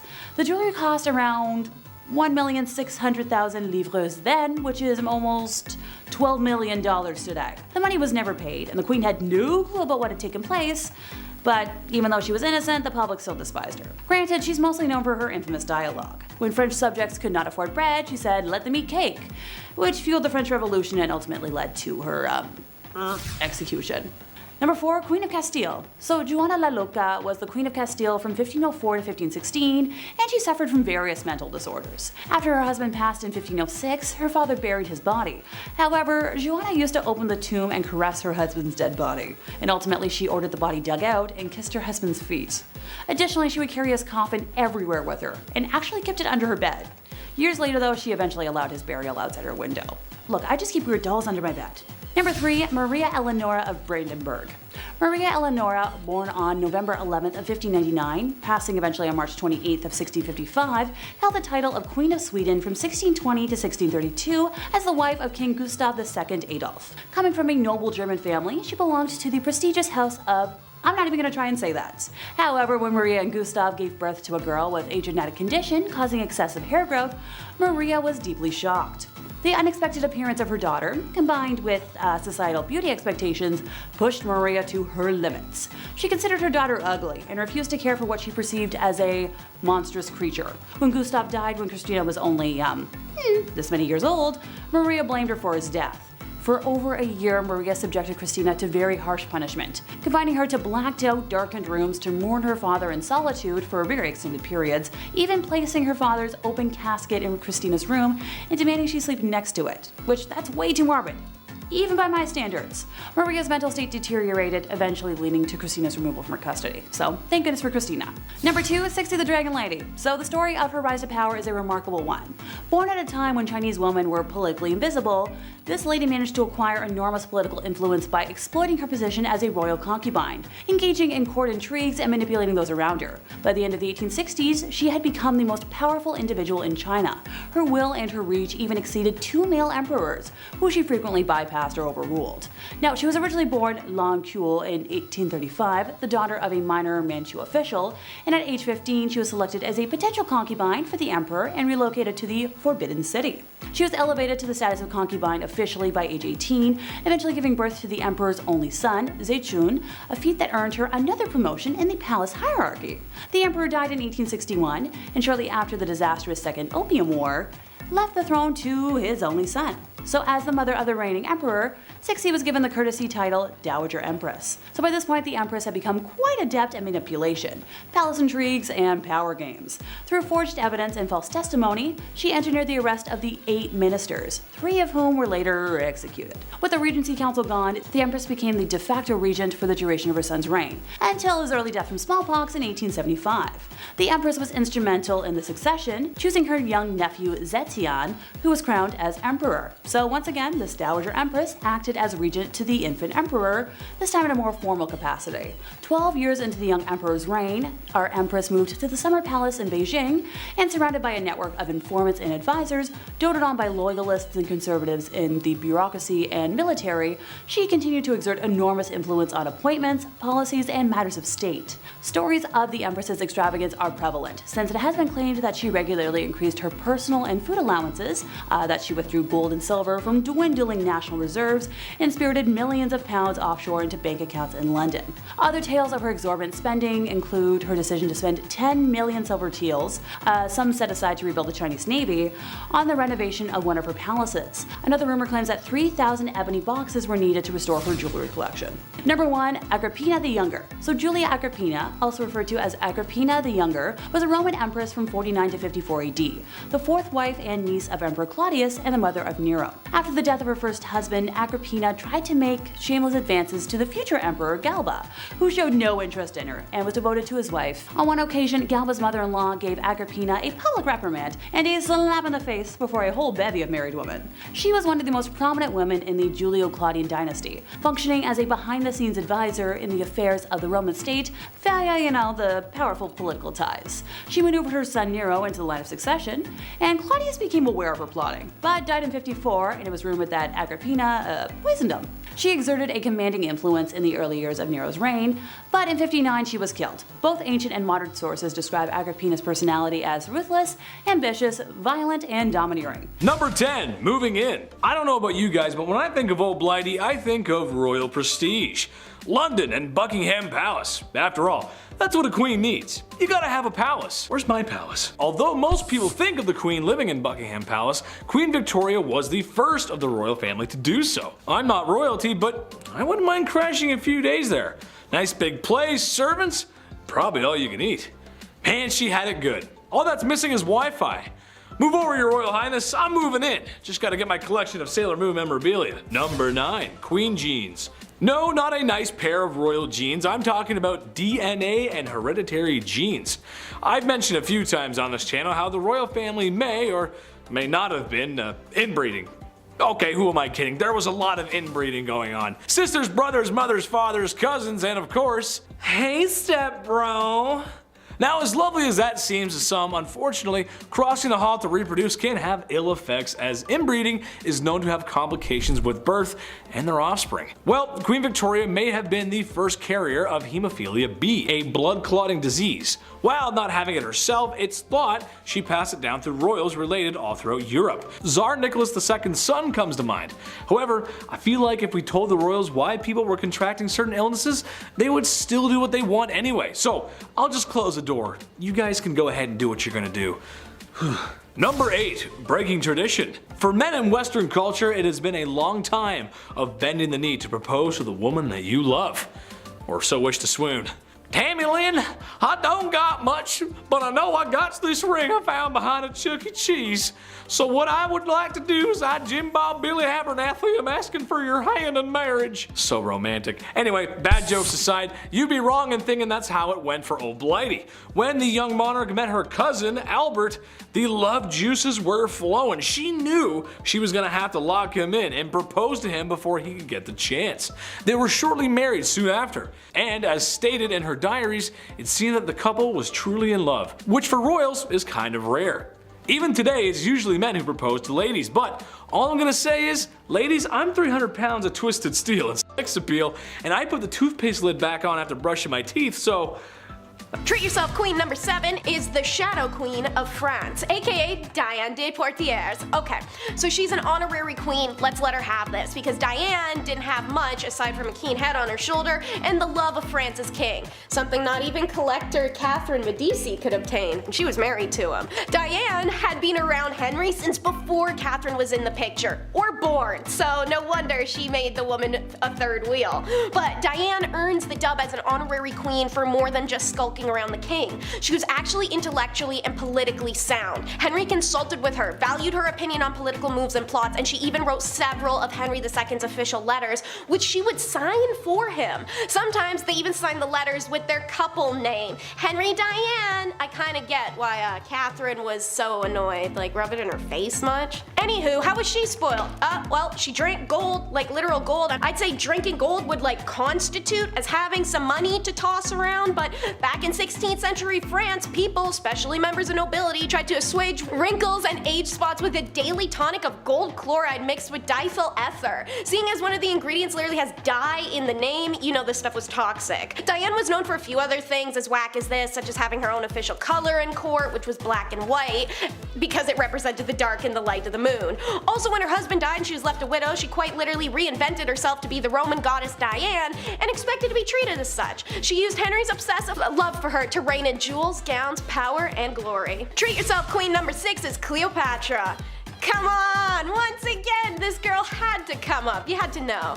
Cleopatra is one of the most famous rulers of the ancient world, renowned for her cunningness, beauty, and materialism. She grew up amidst unsurpassed luxury and inherited a kingdom that was in decline, but it didn't stay that way. Cleo was a mastermind who managed to flip the board and turn Egypt into a literal cash cow before she lost it to Octavian. Like de Medici, Cleo, however, was big on collecting items. She cultivated Egypt long before she ruled there, and their identity and product was her most favored from anywhere in the world. She spent her childhood practicing dramatic entrances into rooms and sewing elaborate costumes to depict herself as the goddess Isis, who she came to genuinely believe herself to be. Mark Antony famously emptied the libraries of Pergamum just to give her 200,000 manuscripts, knowing she loved a good book. And who can forget he allegedly gave her 3 gold and jewel encrusted eggs, each more valuable than the last. And then there's the famous story of the pearls, how she had the most elaborate and expensive pearl in all of the land, and during a bet with Mark, dissolved it in wine and drank it to show her grandeur. Call that a power move. How wealthy was she that she could just drink down a fortune like that?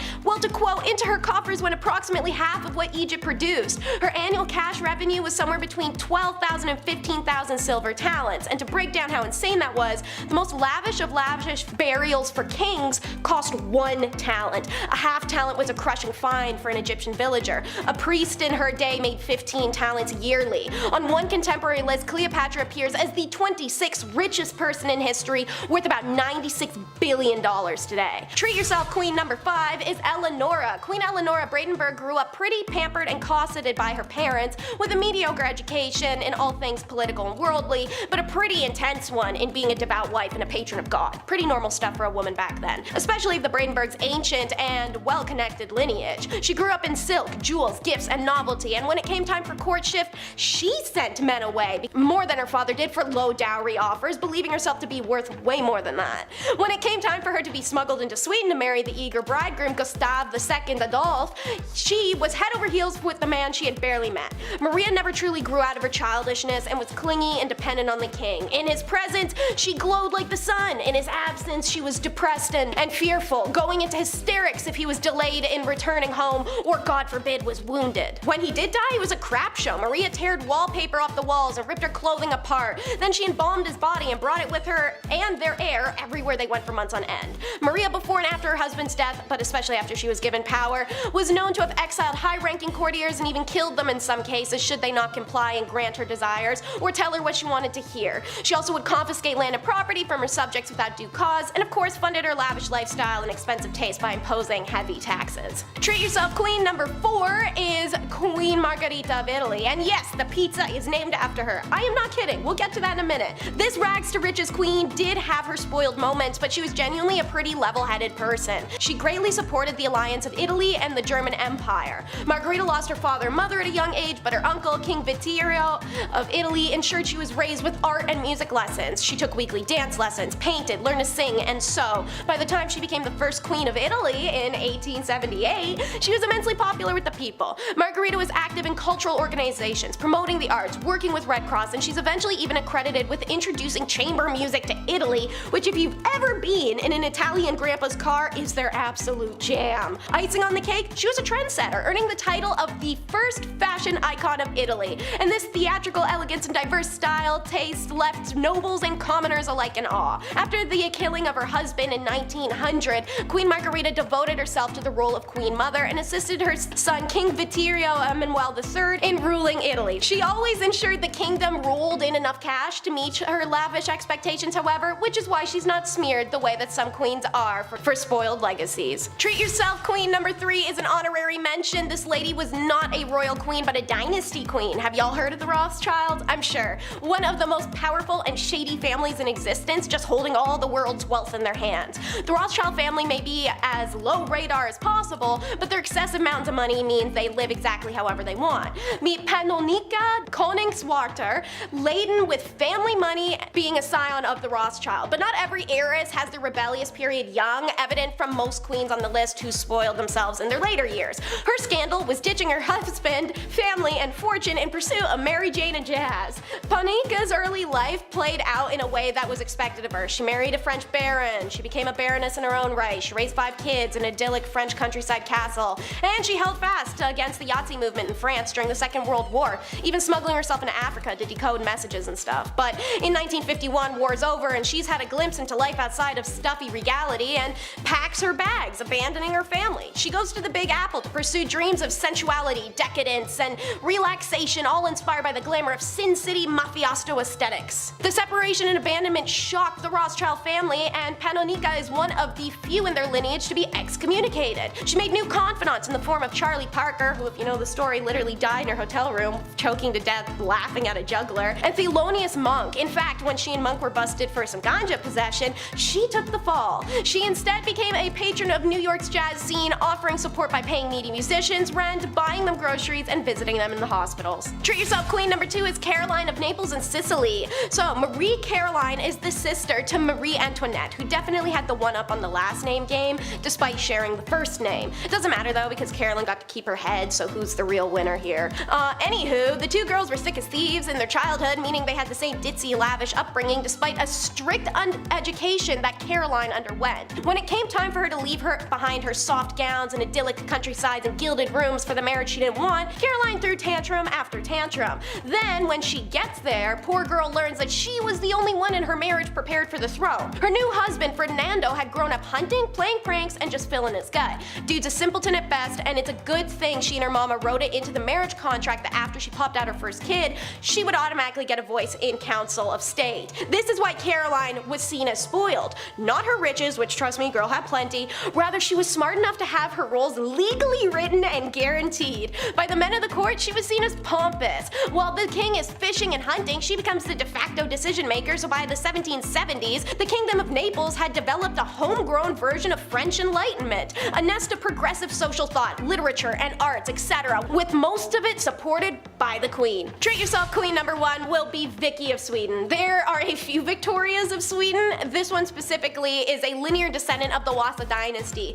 making her more important than even her kingly husband of the Bernadottes. But unlike the other ladies on this list with a royal upbringing, Victoria's just sucked. Strict and Spartan, she was raised to focus on duty. Among other things, her mother ordered her to sleep on a hard mattress by an open window her entire life, believing it would raise her to be a stronger leader. She was given conventional education for her gender and class with a focus on art, music, and languages, and could play the piano, paint, and speak French and English. When she was married off, it was to Crown Prince Gustav of Sweden and Norway, which immediately inflamed excitement from the Swedish people. Her ancestry was that of Swedish royalty's old blood. So by becoming their queen, Victoria brought the blood of old Swedish royal family. Woohoo! She received a very elaborate welcome on the official cortege into Stockholm on October 1st of 1881, and from then on the Spartan queen became very spoiled by the people indeed. The peoples doted on her, as did her husband, before he started to dislike her, that is. Her popularity also didn't last for a couple reasons. Having spent her childhood next to an open window every night, her health was crap. The queen had to leave Sweden every winter, and the absences upset the people as well as drove a wedge between her and her husband, and they started their own respective affairs. Oh, and one last thing, using her family wealth and her own political interests, this queen spoiled herself by gambling Sweden's political neutrality for her own personal cause. Victoria headed a conservative pro-German faction in Sweden during World War I. This gambled the entire nation and their alliances, and her husband was furious, as were the court and the people, but Victoria, ever the prude, was adamant she was right to be doing this. When World War I finished, she lost virtually all her power and respect. Kicking off the list at number 10, 18 years old. Queen Victoria's reign began back in 1837 and lasted until the Queen's death in 1901. At just age 18, Alexandria Victoria had to rise up to the throne. She was born on May 24th, 1819. Queen Victoria was the 5th in line when she was born, so right off the bat, it was actually highly unlikely she would ever get the crown to begin with. And then one by one, all of her family members began passing away. In 4 years, 3 of Victoria's cousins passed, and then her father and her grandfather both died a week apart from each other. So by the time 1830 rolled around, Victoria was only 11 years old, and already she was next in line for the throne. Number 9, the Kensington system.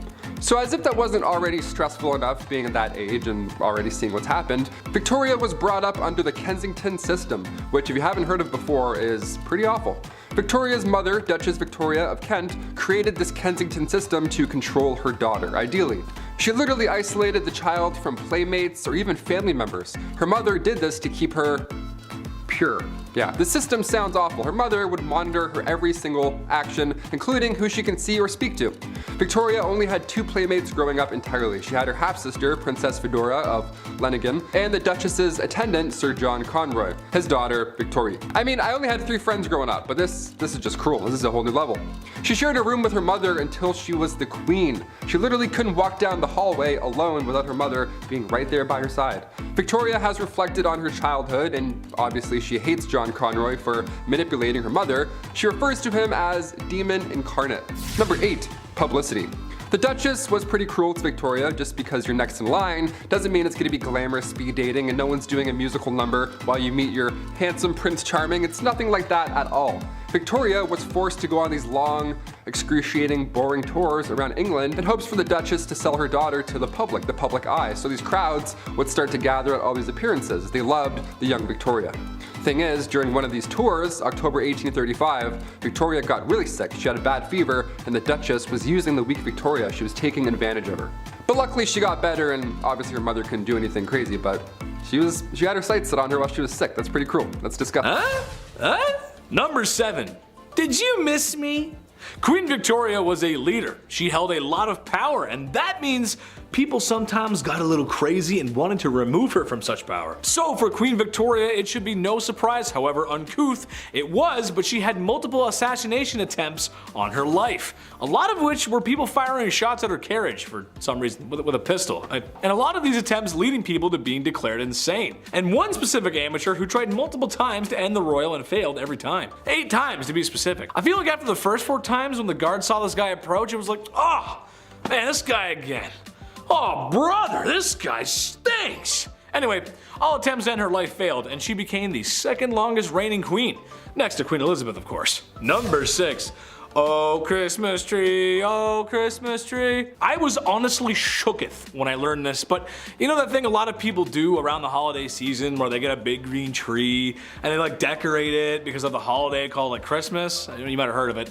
Yeah, I've never heard of it either. Bad jokes aside, the queen and her husband may have popularized the Christmas tradition of decorating the tree after sending trees to local schools and army barracks. An image of the family decorating the tree was also published that Christmas.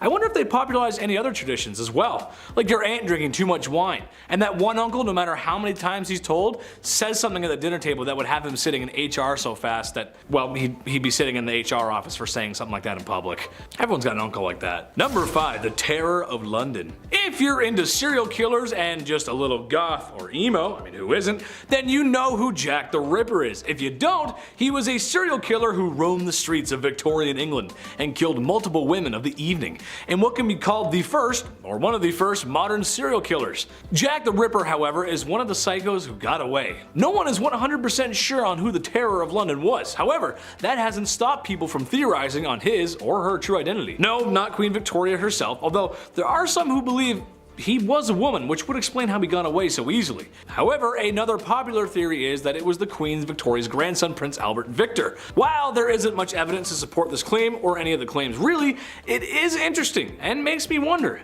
maybe the royal was a killer. We'll never know. Number 4, Short Kings Unite! Even though I'm a semi-charming and moderately handsome internet host, I suffer from an illness a lot of men do. I suffer from shortness. When the Lord was making me, he just put a few extra drops of cute in the mix. And then there was no more room for my legs to grow. I just see life from a little bit down below. Although, I own it, and thank God I don't have little man syndrome. All toxic jokes aside, Queen Victoria may have been a good fit for us short kings, as she was barely 5 feet tall. She's known for being a formidable queen, but when you're that short, it can sometimes be difficult to keep your stature. Somebody take me seriously. Number 3, dollies. Okay, so maybe my Sailor Moon merch collection is weird. Maybe I just want to be a cute blonde Japanese girl with a short skirt fighting evil. Can you blame me? However, something I always find strange, no matter who it is and who owns it, is a doll collection. Why?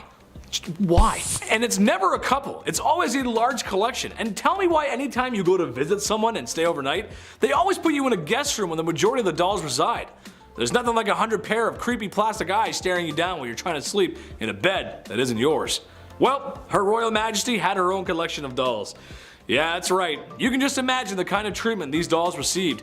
It's said she had hundreds of them, and most likely wore higher quality clothes than most common folk at the time.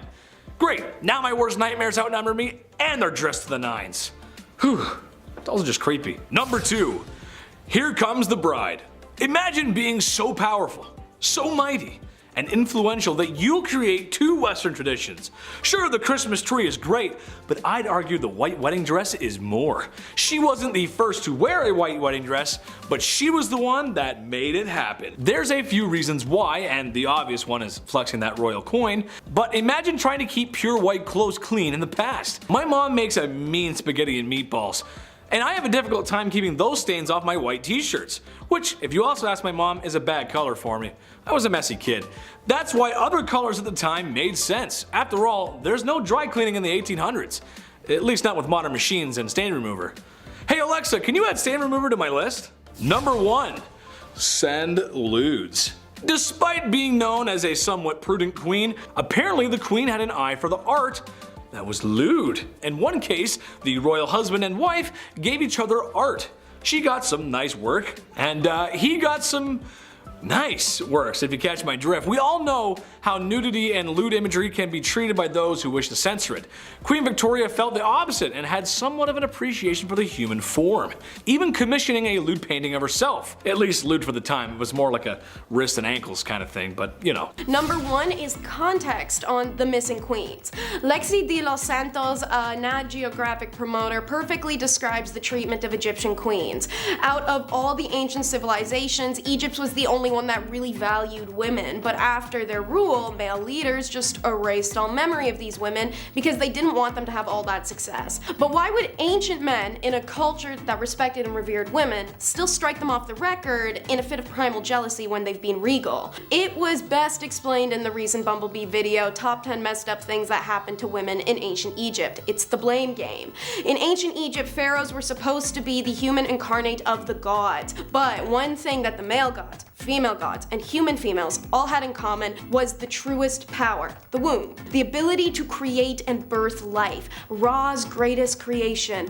All of mankind came from Ra, the king god, yet any man who sat on the throne as pharaoh, meant to be the incarnate of Ra, was missing that one true power. So what that meant is any time a female pharaoh took the throne, she was more akin to the king god by the Egyptians' own definition than the male pharaoh ever could be. Call that a mic drop. Consequently, if the womb wielders had a built-in facet of power that you can't regulate, recreate, nor have for yourself, chances are you're gonna be pretty snubbed. So if she's also a better ruler than her male counterparts, you're going to be resentful. Unfortunately, this means the documentation of many queens is lost to time. Their stories coming to us in broken pieces of pottery and papyrus, on ancient word of mouth from Greek and Rome, or from unidentified mummies that come and go as the sands blow thanks to the jealousy of mankind. Leader number 9 will be Kentigase I.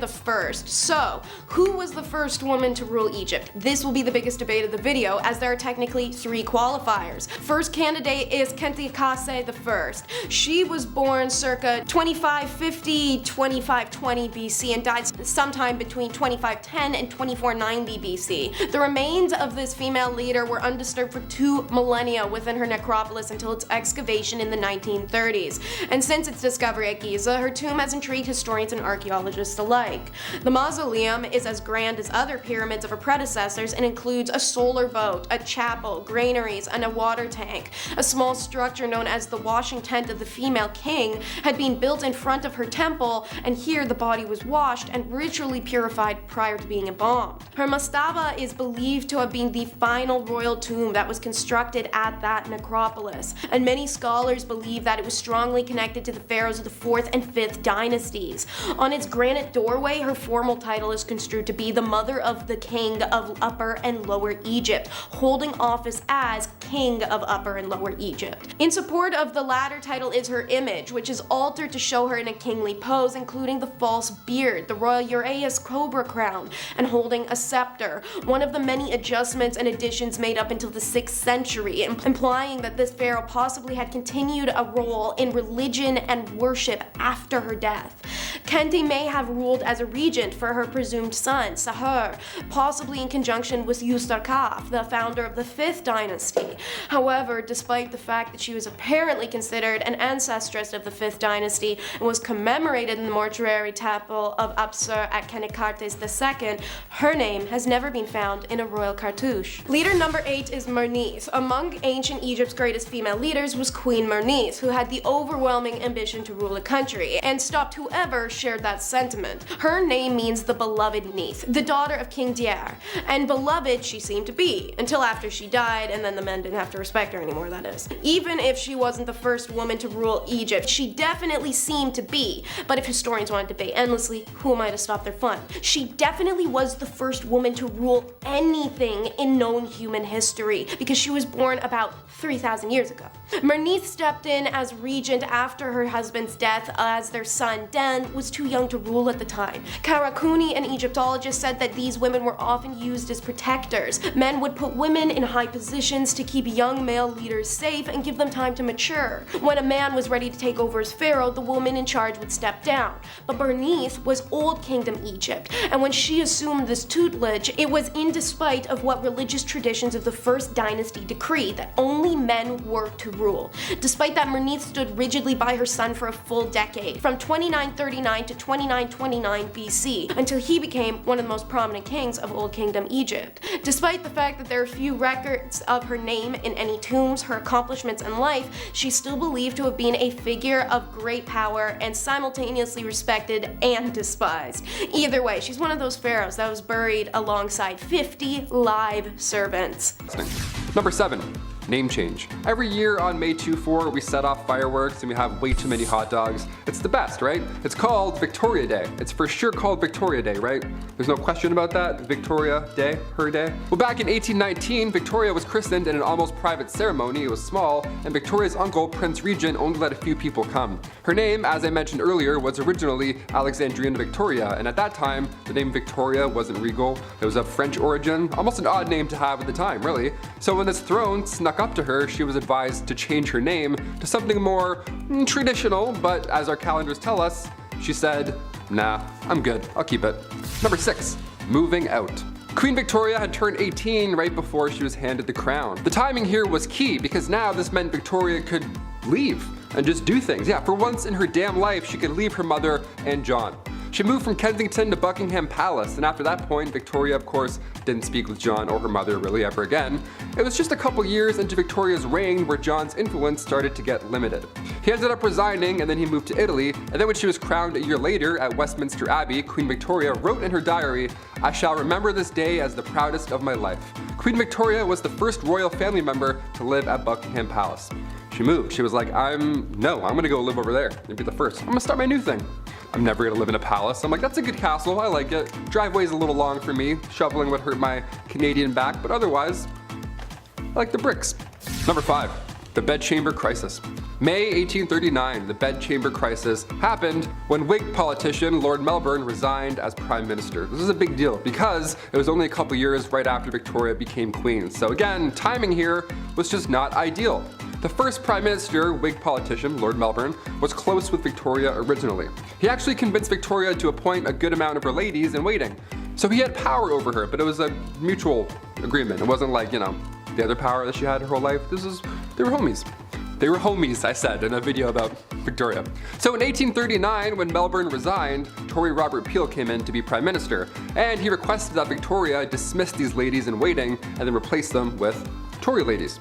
Well, since Victoria was an OG and these were her only real friends if there was such a thing growing up, she said no. So of course she was criticized for such a choice. Prince Albert luckily was able to have some of her ladies resign voluntarily, so things smoothed over eventually, but the Queen honestly never got a break, even on the happiest days, like number 4, her engagement.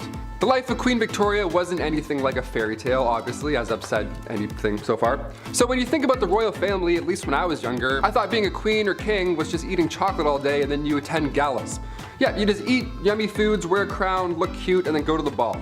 No, not quite. That's not really how it's like at all. Victoria had to do everything herself. She even had to propose to Prince Albert. It's royal tradition that nobody shall propose to a reigning monarch, so in October 1839, Victoria had to ask Albert for his hand in marriage. It all started when the pair were 17 years old. Victoria met the young prince, of course, at Kensington Palace. They were put together because Victoria's uncle felt like this could be beneficial down the road. They were first cousins, now they're getting married, which sounds bizarre, but as you've seen on this channel before, with royalty and stuff, it's quite common. Number 3, first marriage. The wedding of Queen Victoria and Prince Albert happened in St. James Palace Chapel on February 10, 1840. This was a big deal because it was the first time a ruling queen was getting married. This hadn't happened in 286 years. The last marriage of a reigning queen was in 1554, and that was Queen Mary I. Queen Victoria had 12 bridesmaids, wore white, had a lovely dress, thing was like 18 feet long, it was gorgeous. But it must have been so overwhelming for the young queen because she was isolated for her entire life, and then all of a sudden what? You're getting married outside at 20 in front of all these crowds? After the wedding, Queen Victoria's head was hurting. It was probably so stressful, but she still had the time of her life. She wrote this in her diary after her wedding. She wrote, "I never spent such an evening. My dearest, dear Albert. His excessive love and affection gave me feelings of heavenly love and happiness I never could have hoped to have felt before. He clasped me in his arms and we kissed each other again and again. His beauty, his sweetness, and gentleness, really, how can I ever be thankful enough to have such a husband? To be called by names of tenderness I've never yet heard used to me before was bliss beyond belief. Oh, this was the happiest day of my life." Yeah, when you're locked up and you have a horrible duchess watching your every move, this day probably sounds like a nice break. A well-deserved break, I'd say. Eat all the cake you can have. Number 2, attacks. Being the queen and all, a security team is always needed. And during her reign, there were multiple attempts to harm the young queen. The first attack was back in 1840. An 18-year-old man named Edward Oxford fired towards the queen's carriage. When Edward was accused of high treason, he was actually found not guilty due to insanity. A couple years later, in 1842, it happened again. This time, 2 men fired at her. In 1849, her carriage was attacked by William Hamilton. In 1850, as the carriage was passing the gates of Buckingham Palace, Robert Pate, a retired soldier, ran up and hit her with his cane. Victoria was okay, luckily, but of course she was shook. And then again in 1842, 1849, and 1872, attempt after attempt after attempt. But at one point, things were creepy and almost worse. Number 1, Boy Jones. If you haven't heard of Boy Jones or anything that happened here at all, I saved it for last because it's very creepy. It's mind-blowing in a horrible way. A teenager stalked the queen back in 1838 until 1841. His name was Edward Jones. This guy somehow managed to break into Buckingham Palace more than once. Just some Assassin's Creed going on here. Guy just knows a route, I guess. That's so scary. He would break in and he would hide under the queen's sofa. He would sit on her throne, and one of the worst things ever, he would go through her drawers. Figuratively and literally. Like, he would go and he would steal her clothes until eventually and thankfully the guy got caught.